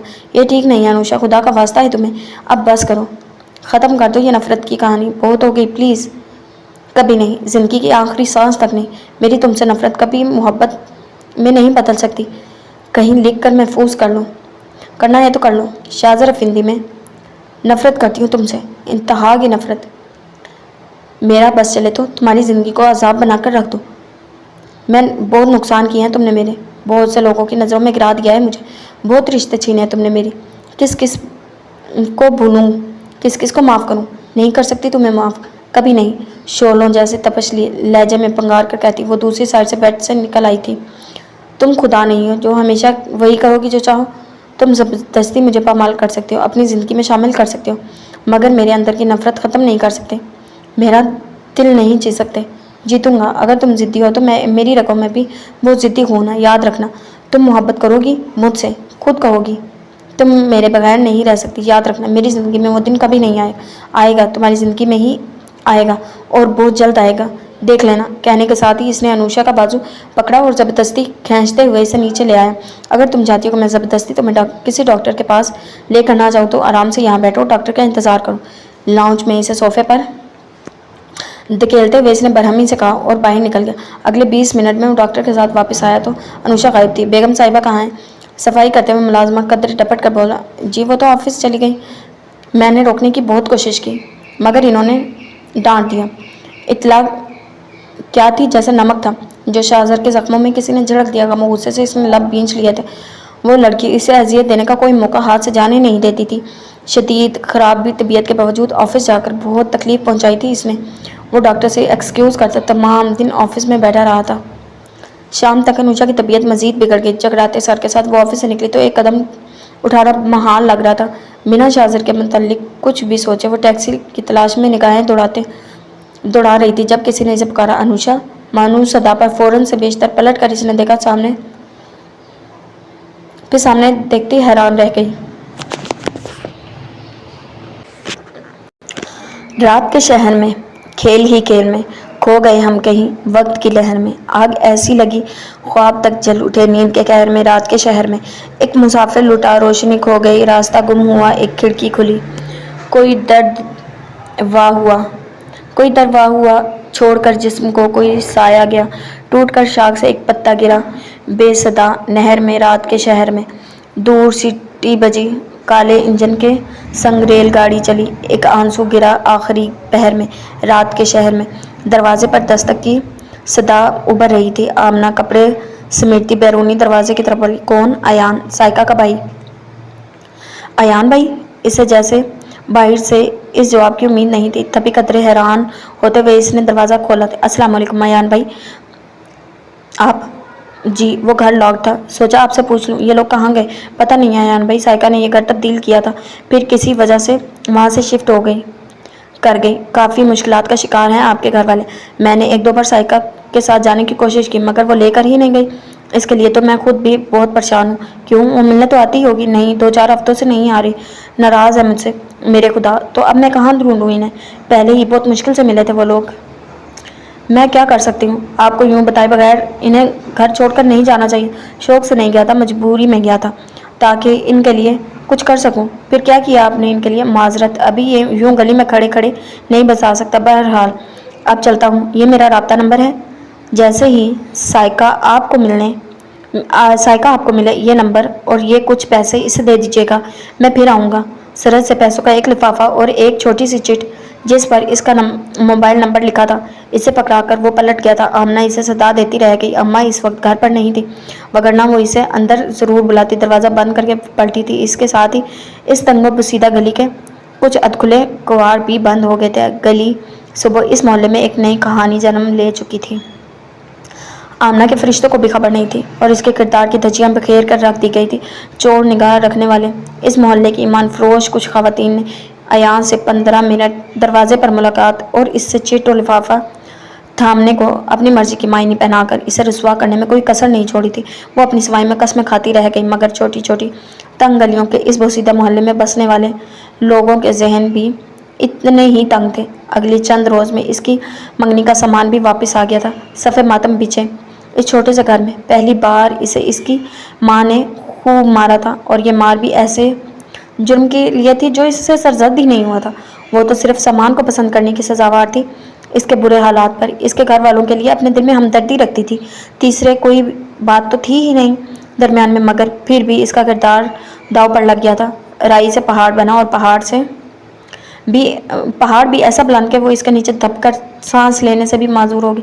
اپنے ہی گھر میں بنا کسی گناہ کی وجہ سے اچھوت بن کر رہ گئی تھی، نہ کوئی اس کی طرف دیکھتا تھا نہ بات کرتا تھا، وہ کھانا کھاتی نہ کھاتی، کوئی پرواہ نہیں تھی کسی کو۔ اسے بدن پر لگے زخموں کا کوئی ملال نہیں تھا، تکلیف تھی تو صرف اپنے رشتوں کی بے اعتباری کی۔ کتنا گرا دیا تھا ان لوگوں نے اسے، یوں کہ وہ زندہ جاوید ہنستی کھلکھلاتی لڑکی سے چپ کا مجسمہ بن کر رہ گئی تھی۔ ماؤں کی نیندیں تو شاید بیٹیوں کے جنم لیتے ہی اڑ جاتی ہیں، وہ بیٹی تو پھر جوان بھی تھی، رسوا بھی، اور منگنی ٹوٹ گئی تھی۔ اس کی ماں کی نیند اڑنا لازمی تھی۔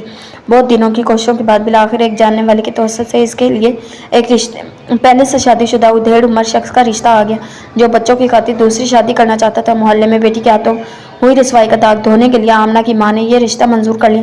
سادگی سے ساری تیاری ہوئی اور اسی روز وہ بابل کے دہلیز سے رخصت ہو گئی، مگر یہ رخصتی ایسی تھی جیسے کسی گھر سے جنازہ نکلتا ہو۔ سامان کو کسی دوست کی معرفت اس شادی کی خبر ہو گئی تھی۔ وہ چند لمحوں کے لیے جیسے ساخت ہو گیا تھا، یقین ہی نہ آیا کہ وہ ہر لمحہ میں، ہر مشکل میں اس کا ساتھ نبھانے والی، دعویٰ کرنے والی وہ لڑکی یوں بنا بتائے کسی اور کے سنگ رخصت ہو جائے گی۔ سڑک کے کنارے لگے بجلی کے پول تلے کھڑا وہ کتنی ہی دیر اپنی کٹی ہوئی ٹانگ اور پھٹے ہوئے کپڑوں کو دیکھتا رہا۔ آنکھیں بھر آنے کو بےتاب تھی۔ سارا شہر دوڑتی بھاگتی گاڑیوں میں سوار جیسے زندگی کی دوڑ میں ایک دوسرے سے مقابل پر تلا ہوا تھا، مگر ایک اس کا دل تھا کہ وہاں جیسے دور دور تک سناٹا بکھر گیا۔ اس نے سر اٹھا کر دیکھا، وہاں اس کے دکھ پر رونے کی فرصت کسی کو نہیں تھی۔ اس روز اس نے اپنا پہلا گردہ بیچا تھا۔ شب کی تاریکی میں شکستہ دل سے اگلے 2 روز کے بعد گھر واپس پلٹتے ہوئے اپنے ساتھ کھانے پینے کا خاصا سامان لایا تھا۔ ہلکے سانولے چہرے پر پھیلی پلاہٹ ماں کے پیر دباتی سائقہ نے خصوصی نوٹ کی تھی، مگر وہ جان ہی نہیں سکی جس درد نے اس کا دل اجاڑ ڈالا تھا۔ آج اسی درد کی گرفت میں اس کا سادہ بھائی کا دل بھی مسمار ہو کر رہ گیا تھا۔ زندگی جب امتحان لینے پر آتی ہے تو سارے مشکل سوال ایک ساتھ تقدیر کے پنے میں لپیٹ کر رکھ دیتی ہے۔ اس رات سامان کے ساتھ ساتھ سائمہ اور سائقہ بھی صبح تک جاگتی رہیں۔ سائقہ کے ذہن میں رہ کر واصف علیہ ہمدانی کا خیال آ رہا تھا۔ اگر وہ اس کی آفر قبول کر لیتے، اس کے گھر والوں کی ایک بہترین زندگی گزر سکتی ہے، مگر یہ آفر کسی کو دھوکہ دینا تھا، محبت کے نام پر بیوقوف بنانے کی، اور اس کے نزدیک دنیا کا سب سے بدترین شخص وہ تھا جو کسی خلوص دل کو محبت کے نام پر فریب دیتا ہے، اپنے گھر والوں کے لیے ہی صحیح، مگر وہ کسی کو وہی تکلیف کیسے پہنچا سکتی تھی جو خود اس کے دل نے پاش کی تھی۔ زندگی میں بہت کچھ بکھر گیا تھا، بالکل اس کے گھر کے سامان کی طرح۔ سوچیں، دل، خیالات، خواب، کس کس کا وویلا کرتی وہ، کس کس کو روتی۔ اس رات گلی میں بکھرے سامان اور اپنے خوابوں میں کوئی فرق محسوس نہ ہو رہا تھا۔ بہت مجبور ہو کر اس نے خود غرض بننے کا فیصلہ کر لیا تھا۔ سرد رویہ، الجھا لہجہ، کوئی آنکھیں، ٹھنڈے ہاتھ، بے رنگ چہرہ، بد اخلاق۔ دیکھو تم بن کون ہوں میں۔ اگلے روز بہت سوچ بچار کے بعد وہ واصف علی ہمدانی کے آفس چلی آئی تھی۔ وہ میٹنگ کے لیے نکل چکا تھا، وگرنہ اس کی آمد کی اطلاع پا کر شاید ساری مصروفیات ملتوی کر دیتا۔ سائقہ کی مجبوری نے اسے وہاں 2.5 گھنٹے انتظار کروایا۔ واصف میٹنگ کے بعد گھر جا رہا تھا جب اس کی سیکرٹری نے اسے آفس کا سائقہ کا پیغام دیا تھا۔ وہ گھر جانے کا ارادہ ملتوی کر کے آفس چلا آیا۔ سائقہ خاصی شکستہ سی اس کے کمرے میں آئی تھی۔ السلام علیکم۔ وعلیکم السلام۔ بہت معذرت محترمہ، اگر آپ کو میرا انتظار کرنا پڑا۔ اگر آپ یہاں آنے سے پہلے مجھے مطلع کر دیتی، میں ہرگز کہیں نہ جاتا۔ وہ خوش بھی تھی، مطمئن بھی۔ سائقہ حیرانی سے اسے دیکھ رہی تھی۔ کیا لیں گی آپ، کافی یا کولڈ ڈرنک؟ کچھ نہیں، بس آپ کا تھوڑا سا ٹائم مل جائے یہی بہت ہے۔ شرمندہ کرنے والی بات نہ کریں محترمہ، میں کافی منگواتا ہوں۔ سیٹ سنبھالتے ہوئے اس نے ریسیور اٹھایا تھا۔ وہ خاموشی سے سر ٹکا گئی۔ کافی آرڈر کرنے کے بعد اس کی طرف متوجہ ہوا تھا۔ جی اب بتائیے کیسی ہیں آپ؟ ٹھیک ہوں۔ پھر کیا فیصلہ کیا آپ نے؟ وہی جو آپ کی خواہش ہے۔ گڈ، میں واقعی بہت خوش ہوں۔ یہ تصویر دیکھیے، آپ کیسی ہیں؟ مسرور ہوتے اس نے میز کی دراز سے ایک تصویر نکال کر سائقہ کے سامنے رکھ دی۔ سائقہ کی نظریں جوں ہی اس پر پڑی وہ حیران رہ گئی۔ ارے یہ تو میری تصویر ہے۔ جی نہیں، یہ میرال ہے، میرال حسن۔ مگر اتنی مشابہت؟ جی کبھی کبھی ہو جاتا ہے ایسا۔ بہت سے چہروں کو جب ہم دیکھتے ہیں تو ہمیں لگتا ہے ہم سے پہلے بھی انہیں کہیں دیکھا ہے۔ آپ کو پہلی مرتبہ دیکھ کر مجھے بھی ایسا لگا تھا۔ بہرحال آپ غور سے دیکھیں گی تو کچھ فرق بھی واضح ہو جائے گا۔ میرال کے بال آپ کے بالوں سے میل نہیں کھاتے، جسامت میں بھی آپ سے ذرا سی صحت مند ہے۔ آپ کے اور اس کے رنگ میں بھی واضح فرق ہے۔ وہ ہمیشہ شارٹ شرٹ اور جینس اسکرٹ پہنتی ہے، مگر آپ مکمل مشرقی ملبوس میں رہتی ہیں۔ ہاں، ایک چیز آپ دونوں میں مشترکہ، کیا آواز؟ جانے وہ اسے کیا بتانا چاہتا تھا؟ سائیکا توجہ سے اسے دیکھتی رہی۔ آپ کہاں ہے وہ؟ یہ تو کوئی بھی نہیں جانتا، مگر غالب امکان یہی ہے کہ وہ مر چکی ہے۔ کیا مطلب؟ اسے جیسے دھچکا لگا تھا۔ 2 سال پہلے اپنے یونیورسٹی فیلو کے ساتھ ٹرپ پر گئی تھی وہ۔ راستے میں اس کی گاڑی پھسل گئی اور اب تک نہ اس کا کچھ پتہ چل سکا ہے اور نہ گاڑی کا۔ مگر یہ کیسے ہو سکتا ہے؟ وہ دوستوں کے ساتھ گئی تھی نا؟ جی، وہ دوستوں کے ساتھ گئی تھی، مگر اپنی گاڑی میں۔ اسے ڈرائیونگ کا جنون تھا۔ ہر وقت کہیں نہ کہیں جانے کو برقرار رہتی تھی۔ اس وقت بھی سب کے منع کرنے کے باوجود وہ اپنی فرینڈز کے ساتھ یونیورسٹی کی گاڑی میں بیٹھنے کی بجائے اپنی گاڑی میں نکلی تھی، جس یونیورسٹی میں وہ پڑھ رہی تھی، جس حسن انکل اس کے پرنسپل تھے، ابھی پچھلے سال ریٹائر ہوئے ہیں۔ پھر کیسے پتہ چلا اس کا؟ پتہ کہاں چلا، اس ٹرپ میں اور مصب بھی تھے۔ میں چاچو کا بیٹا ہوں اس کا اور مصب پھپھو کا۔ ہم لوگ صبح تک مری پہنچ گئے تھے سنو فالنگ دیکھنے، مگر وہ دن چڑھے تک نہیں پہنچی تھی۔ پھر کس سے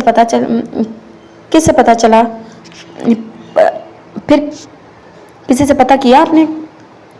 آپ کو کیا لگتا ہے ہم نے نہیں کیا؟ اکلوتی بیٹی تھی وہ حسن انکل کی، جان سے زیادہ عزیز رکھتے تھے انکل اسے اور آنٹی اسے۔ پچھلے 2 سالوں سے کوئی ارادہ، کوئی جگہ، کوئی شہر نہیں چھوڑا انہوں نے جہاں اسے تلاش نہ کیا، مگر وہ نہیں ملی۔ واصف علی ہمدانی کے لہجے میں افسردگی تھی۔ سائیکا کا سر جھک گیا۔ آنٹی تو اب کسی کو پہچانتی بھی نہیں ہیں، ہر آہٹ پر پاگلوں کی طرح بستر سے اٹھ کر گیٹ کی طرف بھاگتی ہیں۔ مگر میں آپ سے اس کی بات نہیں کروں گا، بہت سنجیدگی سے کہتے ہوئے اس نے سگریٹ جلا لیا تھا۔ سائیکا نے بے ساختہ سر اٹھا کر اسے دیکھا۔ پھر یہ تصویر دیکھیں، یہ اذلان حیدر ہے، میرا جگری یار۔ ایک بہت ہینڈسم لڑکے کی تصویر میز پر اس کے سامنے رکھتے ہوئے وہ اسے بتا رہا تھا، اربوں کی جائیداد کا تنہا وارث۔ یہ آفس جہاں ہم بیٹھے ہیں اسی کا ہے۔ میرال کے چاہنے والوں میں انکل آنٹی کے بعد اس کا نام آتا ہے۔ جب تک میرال تھی وہ دیوانوں کی طرح اسے چاہتا تھا، مگر اب وہ نہیں ہے تو اس کے ذکر سے بھی نفرت کرتا ہے۔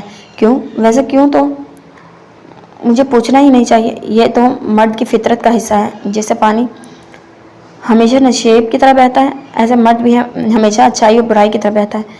کوئی زندہ رہے یا مر جائے کوئی فرق نہیں پڑتا۔ ممکن ہے آپ درست کہہ رہے ہیں، مگر میرا یار ایسا نہیں ہے۔ کافی آ گئی۔ واصف نے بات ادھوری چھوڑ دی۔ ملازم کے جانے کے بعد سائیکا کو کپ پکڑاتے ہوئے بولا، جس روز ہمارا ٹرپ گیا تھا اس روز اذلان اور میرال کے بیچ بہت شدید جنگ ہوئی تھی۔ میں وجہ تو نہیں جانتا، مگر اتنا ضرور جانتا ہوں کہ میرال موت اور اذلان کی اس سے اچانک نفرت میں کہیں نہ کہیں اس جھگڑے کا تعلق ہے۔ وہ یہ جاننے کو تیار ہی نہیں ہے کہ میرال مر گئی ہے۔ پھر اب آپ کیا چاہتے ہیں؟ اذلان کی زندگی؟ کیا؟ ہاں، بہت تیزی سے ختم ہو رہی ہے۔ وہ ختم کر رہا ہے وہ خود کو۔ یہ بات صرف میں جانتا ہوں اور کوئی نہیں۔ سوری، میں سمجھی نہیں۔ میں ابھی آپ کو سمجھا بھی نہیں سکتا، مگر آپ کو اس زندگی کی طرف واپس لانا ہے، اس کی وہ تمام الجھنیں سمیٹنی ہے جو اسے اندر ہی اندر گن کی طرح کھائے جا رہی ہیں۔ مگر یہ کیسے ممکن ہے؟ کیا آپ چاہتے ہیں میں اسے میرال بن کر ملوں؟ نہیں، وہ اتنا پاگل نہیں ہے آپ میں اور میرال میں فرق نہ کر سکے، مگر آپ کو دیکھنے کے بعد وہ پتھر پگھلے گا ضرور، اس بات کا یقین ہے مجھے۔ کیا میرال اس سے محبت کرتی تھی؟ پتہ نہیں، بہت گنی لڑکی تھی وہ۔ اس کی نہ خوشی کا پتہ چلتا تھا نہ غم کا۔ اپنی کوئی بھی بات سوائے انکل آنٹی کے اور کسی سے شیئر نہیں کرتی تھی، اذلان حیدر سے بھی نہیں۔ مگر پھر بھی وہ اسے چاہتا تھا، بے حد، بے تحاشا۔ اسی کی ضد پر دونوں کی منگنی بھی ہوئی تھی، مگر اب اس کی یہ بے تحاشا نفرت میری سمجھ سے باہر ہے۔ تو آپ اس الجھی ہوئی کہانی کا سرا ڈھونڈنا چاہتے ہیں؟ ہاں، تو ٹھیک ہے، میں ان سے ملوں گی، مگر بدلے میں مجھے ایک بہت اچھا سا گھر چاہیے جہاں میں اپنی فیملی کے ساتھ رہ سکوں۔ ٹھیک ہے، کل پرسوں تک نہیں واصف صاحب، آج ہی۔ ٹھیک ہے، آج ہی انتظام کروا دیتا ہوں۔ کب شفٹ ہونا ہے؟ آج رات یا صبح؟ اوکے، جتنے پیسے چاہیے وہ بھی بتا دیجیے گا۔ میں حساب کتاب سودے بازی کے معاملے میں بے ایمان آدمی نہیں ہوں۔ اچھی بات ہے، اللہ نے چاہا تو آپ مجھے بھی ایمانداروں میں ہی پائیں گے۔ گڈ۔ وہ کافی ختم کر چکا تھا، مگر سائیکا نے ایک گھونٹ بھی نہیں بھرا۔ اب چلتی ہوں میں، کل دوبارہ آؤں گی۔ مگر آپ نے کافی تو پی ہی نہیں، آپ بیٹھیے پلیز، میں دوسرا کپ منگوا دیتا ہوں۔ نہیں، اس کی ضرورت نہیں، میں کافی ذرا کم ہی پیتی ہوں۔ کل سے ہی۔ شائستگی سے معذرت کرتے ہوئے وہ اس کے آفس سے نکل آئی تھی۔ راستے میں اسے لگا جیسے آباد اس پر ہنس رہا ہو۔ تو اب تم بھی کسی کو محبت کے نام پر دھوکہ دینے جا رہی ہو؟ ہاں ہاں ہاں، کیا فرق رہا مجھ میں اور تم میں؟ سائیکا مجھ سے نفرت کرتے ہوئے तो खुद भी तुमने यही किया। Just shut up. तुम्हारे फ्रेब ने मुझसे जिंदा दिली को छीना है। मेरा फ्रेब किसी की जान नहीं लेगा, समझे तुम? वो अपने ध्यान में बोलते हुए वो चिल्लाई थी। जवाब में आसपास से गुजरते लोगों ने रुक कर खास हैरानी से इसे देखे। लगता है पागल है, देखने से पता ही नहीं लगता। करीब से गुजरते किसी ने राय दी थी, इसकी आंखों में फिर से आंसुओं से बाहर जाहिरी देखने से पता लगता कहाँ है कि कौन कैसा है। काश इंसान का बातिन इसके चेहरे पर लिखा होता तो कभी कोई धोखा ना खाता, ना सिर्फ यूं पागल कहलाता। जख्मी से मुस्कुराहट लबों पर सजाए वो बड़बड़ा रही थी। वो हम सफ़र था, मगर इससे हम नवाई न थी कि धूप छाँव का आलिम रहा जुदाई न थी। अदावतें थी, तगाफुल था, रंजिशें थी, बिछड़ने वाले में सब कुछ था, बेवफाई ना थी। जी तो जनाब, ये थी हमारी आज की किस्त। उम्मीद करती हूँ पसंद आई होगी। अगर आपको किस्त पसंद आई है तो हमारे चैनल को सब्सक्राइब करें, वीडियो को लाइक करें और बेल नोटिफिकेशन को ऑन कर लें ताकि हर आने वाली नई वीडियो आप तक बआसानी पहुँच सके। अल्लाह हाफिज़।